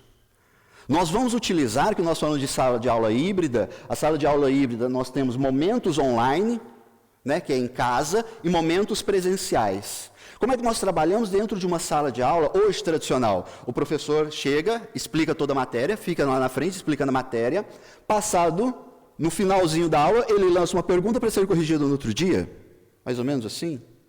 Né? Ou lança uma questão para você fazer um trabalho em casa, logo joga uma questão problema para você estudar em casa, e o aluno ali, o que ele vai fazer em casa? Vai estudar, vai tentar responder as questões, vai encontrar as dificuldades. A sala de aula invertida, ela inverte esse momento. O que você faz? Você faz uma pré-aula, e a pré-aula consiste em quê? Nessa exposição sua. Ao invés de você ficar ao vivo, explicando a matéria, o que você faz? Faça um vídeo, que seja YouTube, né, que pega um vídeo de YouTube, que pega o vídeo de um colega, né, se a instituição for focada em sala de aula invertida, nós teremos um repositório institucional, né, dos objetos de aprendizagem, talvez com esse conteúdo. Então você reporta o link para os estudantes. Olha, assista essa aula de 5, 10, 15 minutos. E com essa aula, eles, né, assistam esse material, assistam, vejam livros, mandem livros, a indicação, sugestão que nós sempre damos, vídeos. Vídeos e para complementar, talvez um artigo, podem indicar livros, capítulos de livros, mas sempre algo mais atrativo para eles. Então eles vão assistir a aula teórica em casa e não fazer os exercícios em casa. E a inversão é o quê? Quando ele chega em sala de aula, ele vai pegar conteúdo novo? Não, ele vai aplicar. Aí é que o professor traz as questões, aí que o professor entrega o problema, daí surgirão as dúvidas, mas ele não estará mais em casa sozinho para resolver aquilo. A hora que ele encontrar as dúvidas, ele não estará mais sozinho em casa. Ele estará com o professor e com seus colegas. Então, a grande ideia da sala de aula invertida é inverter o papel, o momento. Não expor conteúdo em casa, resolver questões. Não, exponha o conteúdo em casa e venha para cá, junto com todos. Todos nós vamos resolver as questões. E depois, então, nós temos o antes da aula, que é a preparação do material que você envia para os estudantes. Durante a aula, que você faz os exercícios, né, sejam com problemas, sejam questões, a ideia de cada professor. E o depois da aula. Porque você pegando todas essas respostas aos exercícios, você terá um feedback de falar, opa, eu continuo com a matéria, ou eu volto e faço outra atividade dessa na próxima aula com esse mesmo conteúdo, talvez com uma abordagem diferente. Então o professor vai preparar uma pré-aula, lançar o conteúdo expositivo, que seja uma aula expositiva, na sala de aula, resolver exercícios, chega em casa, dê uma olhada nas respostas, ele vê se ele continua ou não com o conteúdo, se ele lança um conteúdo novo ou não. A sala de aula invertida, falar bem breve, nós temos algumas características em relação à sala de aula tradicional, que o encontro é utilizado para exposição de conteúdo, enquanto os encontros na sala de aula invertida para os exercícios. Muito interessante, a terceira característica, o ritmo de aula é ditado pelo professor. Aí quando nós pensamos numa educação individualizada, porque se nós trabalhamos a educação hoje, nós trabalhamos na média. Não é isso? Nós damos aula para a média, porque se eu der aula para o melhor aluno da sala, da turma, boa parte não irá compreender um A. Agora, se eu der aula para o pior aluno da sala, o melhor aluno da sala vai ficar desmotivado. Vai fazer, o que ele está falando? Mas, perdendo tempo. Então, nós fazemos o quê? Nós damos aula para a média. E quando nós falamos, nós damos aula, eu trabalhei 9 anos na coordenação do curso e nós montamos todo o semestre, aquela preparação de professores, toda aquela coisa. E a gente faz o quê? A gente pensa na média também, para os professores levarem para os seus alunos também a média. Não existe uma individualização, e até mesmo em questão de tempo. O estudante, cada um de nós tem um tempo para assimilação de um novo conteúdo. A ideia de Piaget de trazer um novo conteúdo que ele nos mostre a assimilação e a equilibração, essa assimilação e equilibração, ela é individual. Não podemos jogar isso na média. E como saber esse tempo? Se o aluno está em casa assistindo a aula, o conteúdo, e ele não está compreendendo, ele volta o vídeo. Ele lê um pouco mais. E não o professor expondo, às vezes o colega tem uma pergunta, só que ele é tão tímido, ou acha que a sua pergunta é tão ridícula que ele não pergunta. Quantos de nós, eu pelo menos, né, desde minha adolescência toda, eu tinha vergonha de falar, bom dia, professora. Né, em minha infância, na 3ª série, eu não tive coragem de pedir para ir ao banheiro, fiz nas calças. Mas, e os nossos estudantes? Imagine se aquele que não tem condição de entender, se ele vai ter coragem de perguntar. E a aula passa. Se nós levarmos isso para a sala de aula invertida, em casa ele vai fazer o quê? Vai voltar o vídeo, vai parar, vai voltar, sanar dúvidas quando ele chegar aqui com o professor. Então, o ritmo da aula é coordenado pelo professor numa aula tradicional. Já numa sala de aula invertida, o ritmo da aula é coordenado pelos estudantes. Ele pausa a aula, que é a hora que ele quer, e a resposta dos estudantes mostra o professor. Eu continuo o conteúdo ou eu paro? Eu volto, eu errei, os alunos não estão entendendo o que eu estou dizendo. E quais são as grandes vantagens? Intensifica a relação estudante-professor, e intensifica a relação de professor, de estudante com estudante. Quem aqui, que ministra aulas, nunca viu o conflito entre colegas desanimar um estudante a continuar na aula? Eu quero mudar de sala, professor, eu quero mudar de faculdade, porque eu não aguento mais aquele povo chato da minha turma. Quem nunca passou por isso, quem nunca viu isso? Briga entre os estudantes. Então, a ideia de uma sala de aula invertida e a instrução pelos seus pares é intensificar a relação do estudante-professor, porque o estudante vem com questionamentos, então o professor para, ele tem mais tempo para isso, para resolver problemas juntos com os alunos. E auxilia no desenvolvimento de competências técnicas e profissionais para emprego, trabalho e decência. Então, olha só, o que nós temos aqui, como essa última característica, última vantagem, né? Auxilia no desenvolvimento de competências. Por quê? Porque você ser um mero assimilador de conteúdo, um banco de dados, né? Você não cria, você não desperta no estudante a autonomia do pesquisar, a autonomia do saber. Ele fica sentado, tentando absorver conteúdo. Ele não cria a sua independência enquanto estudante. Ele não gera competências. Só gera qual competência? A de decorar, de armazenar mais conteúdo. E não é isso que nós queremos dos nossos estudantes. Como evitar o que os colegas falaram há pouco? Nós estamos formando pessoas para profissões que talvez não existam no futuro. Nós estamos expondo conteúdos que daqui a 5, 10 anos não serão mais utilizados. E como descobrir? Por melhor que seja algum vidente que tente descobrir como será o mundo daqui a 30 anos, 40 anos, quais serão as profissões, eles vão errar.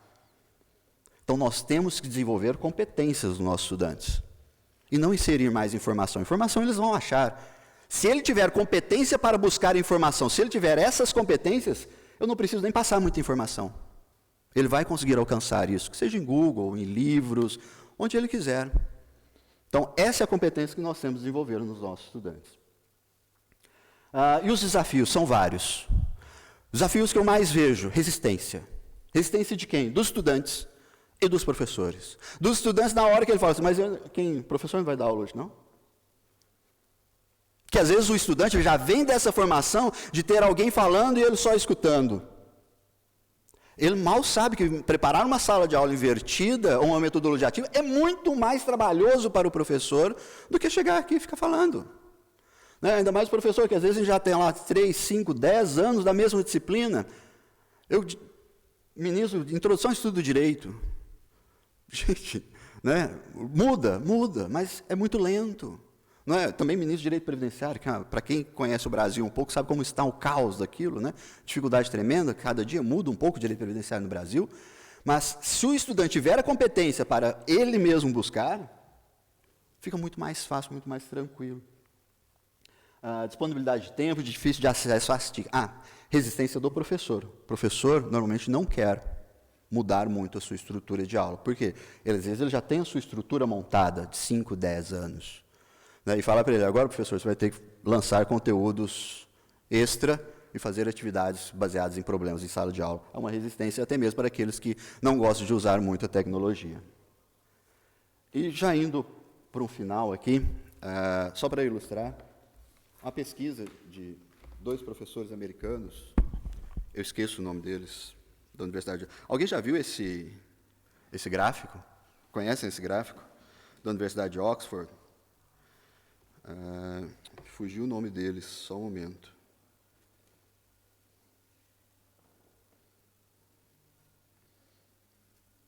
Swenson e Pickard, eles fizeram um estudo na Universidade de Oxford em 2010, entre 2010 e 2012 foi a tese deles, e eles estudaram fizeram uma análise da atividade cerebral de alguns estudantes durante uma semana. Já viram alguém já viu esse gráfico? E o que acontece? Feito a análise de vários estudantes durante a universidade, durante toda a semana deles. E o que eles chegaram à conclusão? Não sei se vocês conseguem ler ali, como é que estão. Vocês podem ver que, em alguns momentos, o gráfico está com uma atividade cerebral alta, enquanto em outros momentos a atividade cerebral está baixa. Isso aqui, os estudantes da universidade tinham as aulas da universidade eram tradicionais. E se nós pegarmos ali dos estudantes, do dia 7, todos os dias, a primeira leva, quando os estudantes estão fazendo o quê? Aqui tem, não tem, né? O primeiro terço, o primeiro quarto do gráfico, os estudantes estavam estudando ou estavam em laboratórios. Atividade cerebral alta, elevada. Em um segundo quarto do gráfico, o que nós temos, os estudantes dormindo. Dormindo, a atividade cerebral também é alta. E nós temos outras coisas. Dormindo, assistindo TV e assistindo aula. Não sei se vocês conseguem ver a parte amarela ali, grifada de amarelo. Conseguem ver? Sabem o que é aquilo? Assistindo aula. Por quê? Porque o assistir aula é idêntico quase ao que está ao lado que é assistindo TV. Assistir aula para o estudante e assistir TV é quase a mesma coisa para eles. Para eles não, tá? Mas pela atividade cerebral utilizada. A atividade cerebral do estudante, enquanto está assistindo TV ou assistindo aula, é muito parecida. Por quê? Porque é muito passivo, né? Ficar assistindo uma TV, assistindo a um filme, e ficar assistindo uma aula. Talvez no filme você fique até mais preso, né? Emoção. Na aula, talvez não tenha emoção. Um desafio que eu sempre faço, quando eu trato desse assunto, é tentarmos lembrar das primeiras palestras. Foram excelentes, mas você consegue lembrar 2, 3 minutos da palestra? Nós estamos aqui, nós somos adultos, e nós estamos porque queremos, com a motivação, e gostamos do que nós estamos tratando aqui no assunto. Agora, vale a pena nós continuarmos batendo o martelo e expor a aula, colocar aulas só expondo, sabendo que a atividade cerebral deles é baixa? Isso pode se refletir no quê? Na educação de qualidade dos nossos estudantes. Então, eu até trouxe aqui uma frase que eu acho bem interessante. Aquilo que escuto, eu esqueço. Aquilo que eu vejo, eu lembro. Aquilo que eu faço, eu aprendo. Muito obrigado.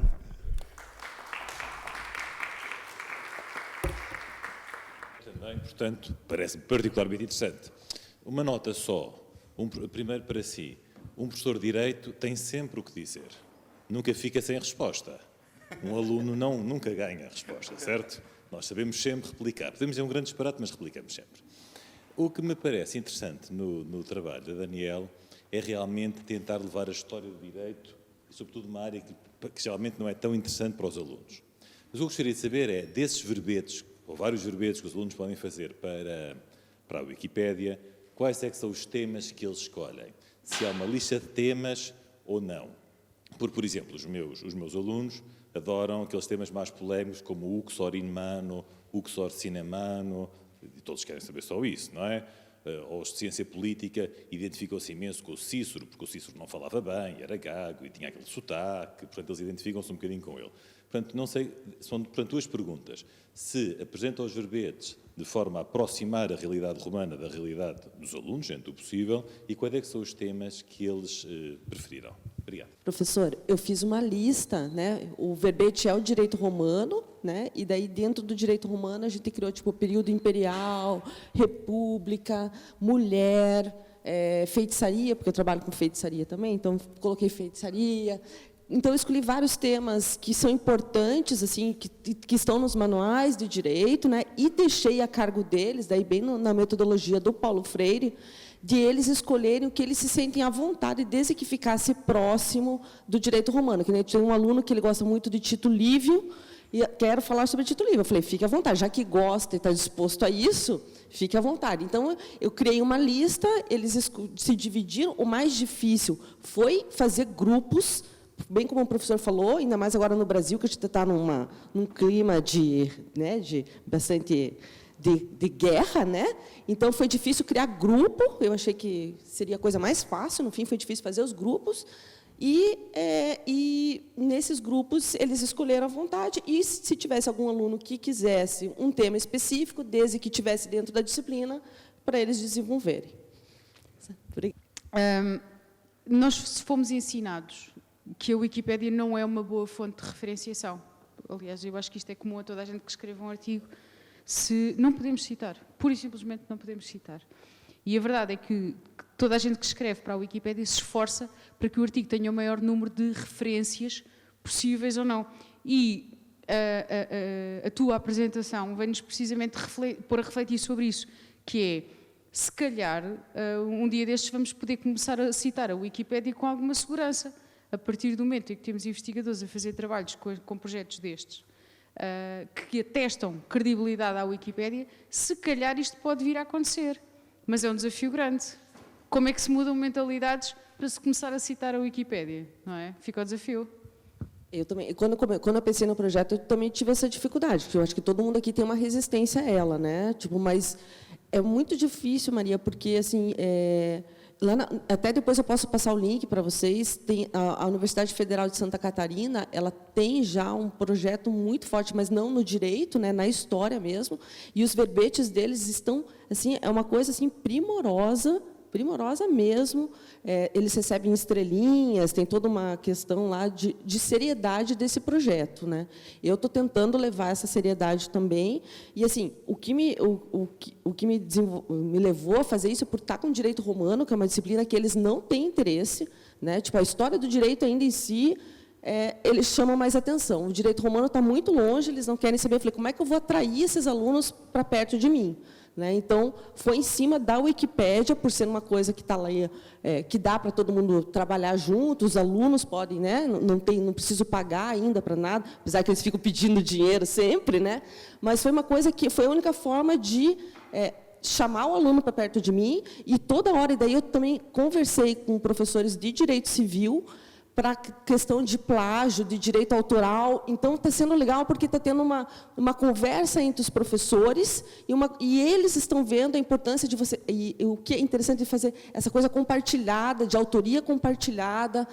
Eu estou vendo assim, bastante... E eu acho que, em razão também do Brasil estar nessa situação, eles estão preocupados em fornecer, os alunos, eu vejo neles, em fornecer informação de forma precisa e de uma forma ética, levando em conta tipo, quem vai lê-los. Então, eu por enquanto, né, eu vou ter um balanço final disso no final do ano, mas, por enquanto, eu estou vendo assim, estou achando bem positiva a resposta deles. Eu espero que continue assim, vamos ver.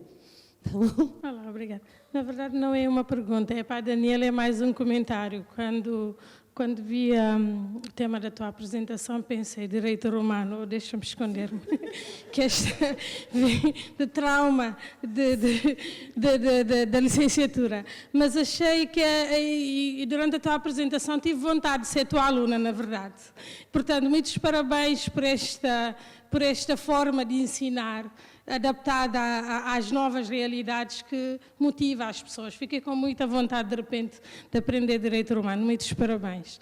Relativamente à Ana Paula, eu só queria fazer uma sugestão, talvez, em relação ao vosso estudo, também que achei muito interessante. Na verdade, achei os painéis, as apresentações todas interessantes, mas em particular, uma vez que vocês viram a dimensão da lusofonia, talvez fosse interessante olharem para o que já foi referido aqui de manhã, a Agenda 2063 da União Africana e como é que eles estão a tentar implementar. Embora não seja, um dos objetivos não seja a educação está transversal a toda a Agenda 2063 da União Africana em termos destes desafios, tanto da educação e em particular das questões tecnológicas. Acho que, sobretudo, tendo em conta que pelo menos 5 países da lusofonia fazem parte da União Africana, talvez fosse interessante olhar para essa perspectiva que vem na agenda. Obrigada.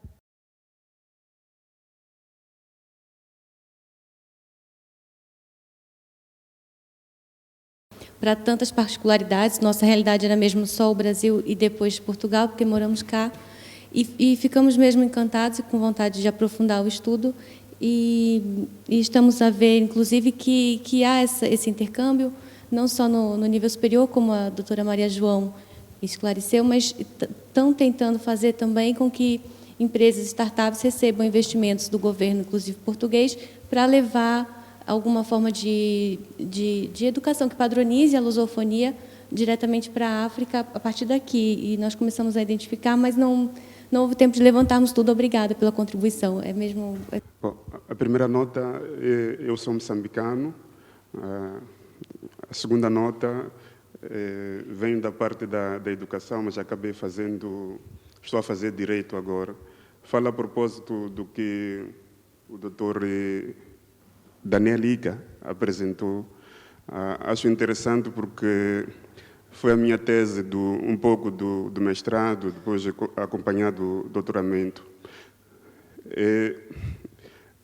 O meu ponto de partida foi porque que, por exemplo, em Moçambique, falei de Moçambique, os nossos estudantes saem mais teóricos que práticos. É a realidade que nós temos em Moçambique, falo de Moçambique. E fiz um estudo de caso, que foi um instituto agrário, que tinha um internato.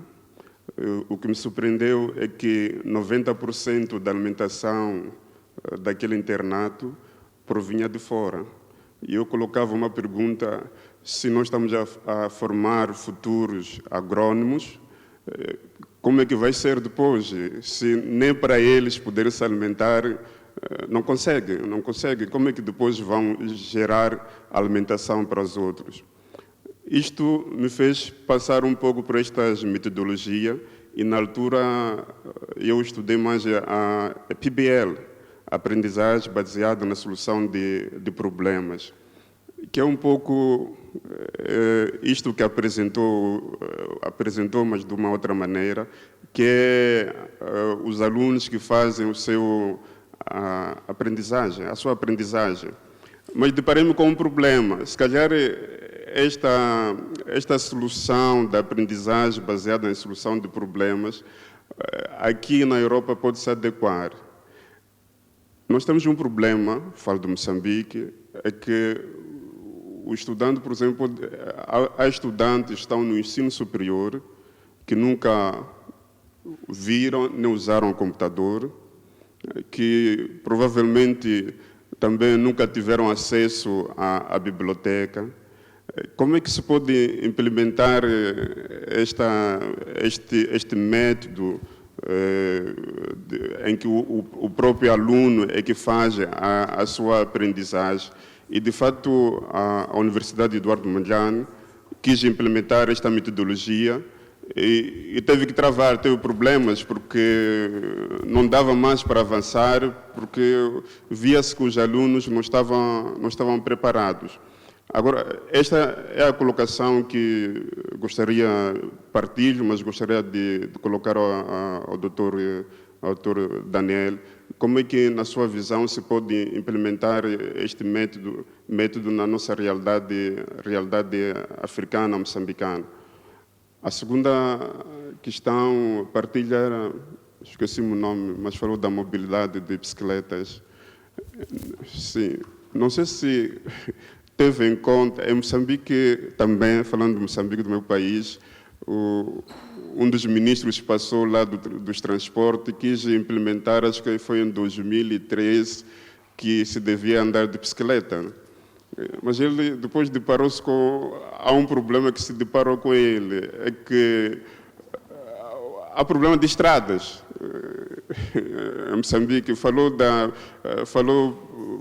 do acesso à escola, mas mais que 50% das estradas moçambicanas, se assim existem, não permite que as pessoas andem de bicicleta. Como é que esta sua experiência se pode implementar nestes países, nessas situações em que há problemas logo a priori, por exemplo, para a mobilidade com a bicicleta? Ao uso e acesso de tecnologias, antes eu até gostaria de questionar o que nós consideramos como tecnologia, né? A escrita é uma delas.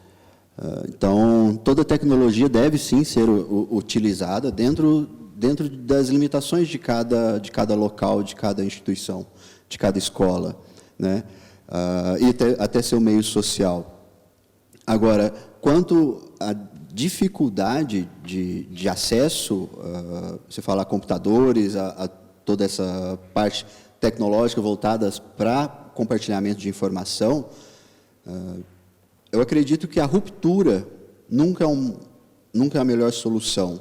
Isso deve ser feito de forma gradativa. E até mesmo isso deve ser feito em conjunto. Não há como concebermos um pensamento e um desenvolvimento de conhecimento de forma isolada. Não nesse nível de metodologia ativa e sala de aula invertida. Isso deve ser um trabalho em conjunto de toda a instituição, de toda a sociedade, de toda a comunidade acadêmica. Não adianta um professor de forma isolada. Existem etapas, né? Não trouxe isso para não ficar muito tempo, já até ultrapassei meu tempo, mas para não ficar muito exaustivo, existem etapas de implantação, né? Porque uma delas é quando essa implantação vem do professor. E essa é a mais difícil, a que enfrenta mais resistência. Então, essa implantação deve ser de forma conjunta, não só do professor, mas do Estado, né? O governo deve incentivar, a instituição de ensino deve instigar, a comunidade, os estudantes e os professores devem todos estarem alocados a isso. Fora desse contexto, nós teríamos posicionamentos ou tentativas individuais. E essas tentativas individuais, elas devem respeitar a própria evolução e a condição de cada um. E, lógico, nada muito drástico, nada muito disruptivo. Senão, para não cairmos no que nós chamamos de ativismo. Porque metodologia ativa é uma coisa, ativismo é outra. Ativismo é quando o professor lança conteúdo, olha, imprime ou pega livros ou passa um conteúdo, estudem em casa, que semana que vem nós vamos fazer uma atividade. A ideia não é essa, né? A ideia é de que o professor instigue o estudante a buscar esse conhecimento. É lógico que isso deve ser algo gradativo, que a passos curtos, né? Porque, de forma bruta, essa mudança de metodologia, acho que realmente é incabível.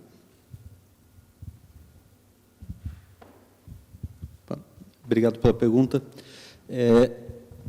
Bom, isso já está bem definido, quais são os fatores críticos para estímulo ou disseminação do uso da bicicleta. Primeiro deles, acesso ao equipamento. Em África, é um dos fatores que mais dificultam, porque a bicicleta é cara. Segundo, infraestrutura viária. E isso contempla também, né, além das estradas, a questão da sinalização, respeito, e depois vem a sensação de segurança, que é uma questão mais subjetiva. O usuário tem que se sentir seguro e apto para usar a bicicleta. Aí tem fatores climáticos, fatores geográficos, ambientais, etc. E também tem um fator que é muito sensível, que é o fator simbólico, né? Garanto que o ministro que gostaria que a população usasse a bicicleta ia para o ministério com uma Mercedes blindada, preta, com um motorista a dirigir para ele. Isso não estimula a população a usar a bicicleta, porque você não tem uma referência. Na Holanda, que é tido como um dos cases de maior sucesso em relação ao uso da bicicleta no mundo, a taxa de uso é uma das mais altas, quase metade das viagens, dos deslocamentos no país são feitos através do veículo não motorizado. Um grande impulso veio quando o príncipe começou a utilizar a bicicleta. Então, elevou a bicicleta para o status da família real, e, a partir daí, a população, os súditos, começam a ver aquilo como uma referência e querem replicar aquele hábito. Ele passa a ser um hábito nobre e etc. Então, tem esses fatores simbólicos, mas, é claro, a gente não pode ignorar questões fundamentais. Para ir de uma vila para uma escola de bicicleta, é preciso, no mínimo, uma estrada com condições mínimas de trafegabilidade. O que dá uma certa esperança é que, nos últimos anos, o Banco Mundial, para liberar financiamentos, para liberar projetos, isso de maneira geral, mas especialmente no continente africano, eles, vendo o potencial que a bicicleta tem para o desenvolvimento econômico e social, eles incluem no rol de exigências que, por exemplo, uma estrada tenha uma berma adequada ou uma ciclovia para contemplar os veículos não motorizados. Isso vai incluir os peões, porque a grande massa em África se desloca a pé, depois pela bicicleta, depois com carros de tração animal, etc. Mas, por exemplo, para construir uma ponte, ela vai ter que contemplar o transporte não motorizado. É algo que está sendo implantado gradualmente, é um movimento que começa no Banco Mundial em meados da década de 90, como ideias internas, os primeiros papers internos distribuídos e as discussões. Mas, vem cá, e se a gente estimulasse a África a usar a bicicleta ao invés de querer financiar uma indústria automobilística no continente? Então, e os resultados começam a se ver agora, né? Os projetos que vêm sendo aprovados, principalmente grandes projetos de infraestrutura, que vêm sendo aprovados nos últimos anos, mais ou menos de uma década para cá, começam a contemplar isso. Então, tem fatores de mercado, a bicicleta tem que ser acessível, tem que ser barata, tem o fator simbólico, tem o fator da infraestrutura. Então, nunca é uma solução, nunca é uma solução mágica, é sempre um conjunto de medidas, de políticas públicas e de condições mesmo, entender as dinâmicas sociais de cada região para poder ver a possibilidade e a viabilidade do uso da bicicleta. E daí, só para encerrar, o meu projeto de investigação é em Quelimane. Quelimane é um município, né, capital da província da Zambésia, onde a bicicleta foi praticamente abraçada como um símbolo da municipalidade. E, a partir disso, a população passou a ter orgulho, e hoje um dos maiores índices do uso da bicicleta em África, em Moçambique, é em Quelimane. A capital da bicicleta em Moçambique é Quelimane. E partiu de políticas públicas e, claro, tem questões geográficas. Grupamento, não é grupamento a palavra, como é que se diz? A cidade é compactada, né? A parte urbana da cidade é compactada, então os deslocamentos se tornam mais fáceis, mais ágeis, através da bicicleta. Então, há um grande potencial, sim, mas é preciso sempre medidas, sempre de uma maneira sistêmica e conjunta, para que isso se torne efetivo. Bicicletas com características especiais para os diferentes solos em África, que foi uma coisa extraordinária. Por exemplo, bicicletas com capacidade de transporte para a água. Não só a questão quando eu recebi o seu artigo, lembrei-me imediatamente disso, e por isso tê-lo aqui foi ótimo, porque já me lembrava daquilo que já tinha lido. E então, esta questão da bicicleta, de facto, merece investimento estrangeiro, porque é preciso, de facto, muito investimento, não só para promover a bicicleta, mas também para adaptá-la à própria realidade nacional. Eu falo do transporte de água, falámos aqui da questão do acesso à educação, mas para mulheres que transportam carga, por exemplo, vi bicicletas com rodas de todo o terreno, vi com uma espécie de atrelados atrás para levar sacas de arroz, e adaptadas aos diferentes contextos. Por isso, se não conhecem, de facto, fazer uma pesquisa muito rápida no Google sobre esta questão da utilização da bicicleta para cada um dos objetivos do desenvolvimento sustentável é, de facto, inacreditável. Tem muito dinheiro por trás. Esta investigação já leva, penso que 4, 5 anos, e desde o desenvolvimento dos protótipos e depois a aplicação para os diferentes terrenos, etc., exige dinheiro. Mas que, de facto, a iniciativa é maravilhosa, é. Pronto. Só se a professora me permite, só para um dos aspectos teóricos mais, assim, que mais me fascinam na minha investigação é a questão da inovação frugal. É uma adaptação uma adaptação tecnológica com baixos recursos, simples e que tem um impacto grande para o uso de determinada tecnologia. Então, criar uma bicicleta para as condições de terreno de África, para que as mulheres que caminham 8, 10 quilômetros por dia com uma lata de água na cabeça possam levar o dobro da quantidade, do volume de água, com mais conforto, etc., é um exemplo de inovação frugal. Só que é um campo teórico que está, quer dizer, a primeira vez que o termo foi usado em 2012, é recente, é fresquíssimo e me dá muito... é muito interessante, força me nisso. fascina para poder continuar nesse campo, que é fascinante mesmo. Muita força. Obrigado. Alguém mais quer colocar alguma questão? Temos 3 minutos. Então posso fazer uma questão aqui rápida, professor Daniel, em relação à metodologia da pedagogia da sala de aula invertida. No contexto português é muito comum, numa sala tradicional, o aluno, o trabalho que tem para fazer para casa, não o faz. E numa sala de aula invertida é de admitir que aquele trabalho que ele tem que fazer em casa, que é ver o vídeo, pode não o fazer. Qual é que deve ser a estratégia do professor quando ele vem para a aula, antes de aplicar a metodologia ativa propriamente dita? Obrigado. Essa é uma das perguntas que mais nos fazem, né, quando nós falamos de metodologia ativa e sala de aula invertida. Existe uma necessidade de responsabilização quanto ao estudante para a atividade que ele faz. Da mesma forma que existe uma responsabilização para o estudante, aquele que não faz aquela atividade em casa, né, fala, você não trouxe a tarefa, ou você não trouxe, essa mesma responsabilização para aquele que não faz a atividade também. O que o estudante às vezes precisa perceber, que a atividade, e a girar um pouco a chave, que a atividade não é uma atividade que ele precisa entregar fisicamente. Ele precisa entregar a atividade, talvez, somente com conteúdo. Então, ele precisa conhecer aquela atividade. E a forma de responsabilização aí vai de cada professor, que seja através de um questionamento prévio, né, talvez com questões individuais, para ver o nível de conhecimento dos estudantes, antes até mesmo de começar a atividade do dia. Então, a sala de aula, aquele momento que nós temos de presencial de resolução de exercícios, ela é dividida em partes. Então, a primeira parte, assim como nós fizemos hoje também, né, uma resposta individual.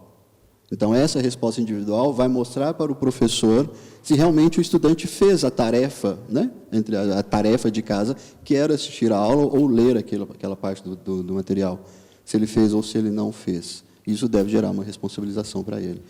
Daí a gente entra um pouco na parte de avaliação, aquela ideia de avaliação continuada, e não aquela avaliação no final, somente do semestre. Então, essa avaliação é uma avaliação quase que diária, né, do professor.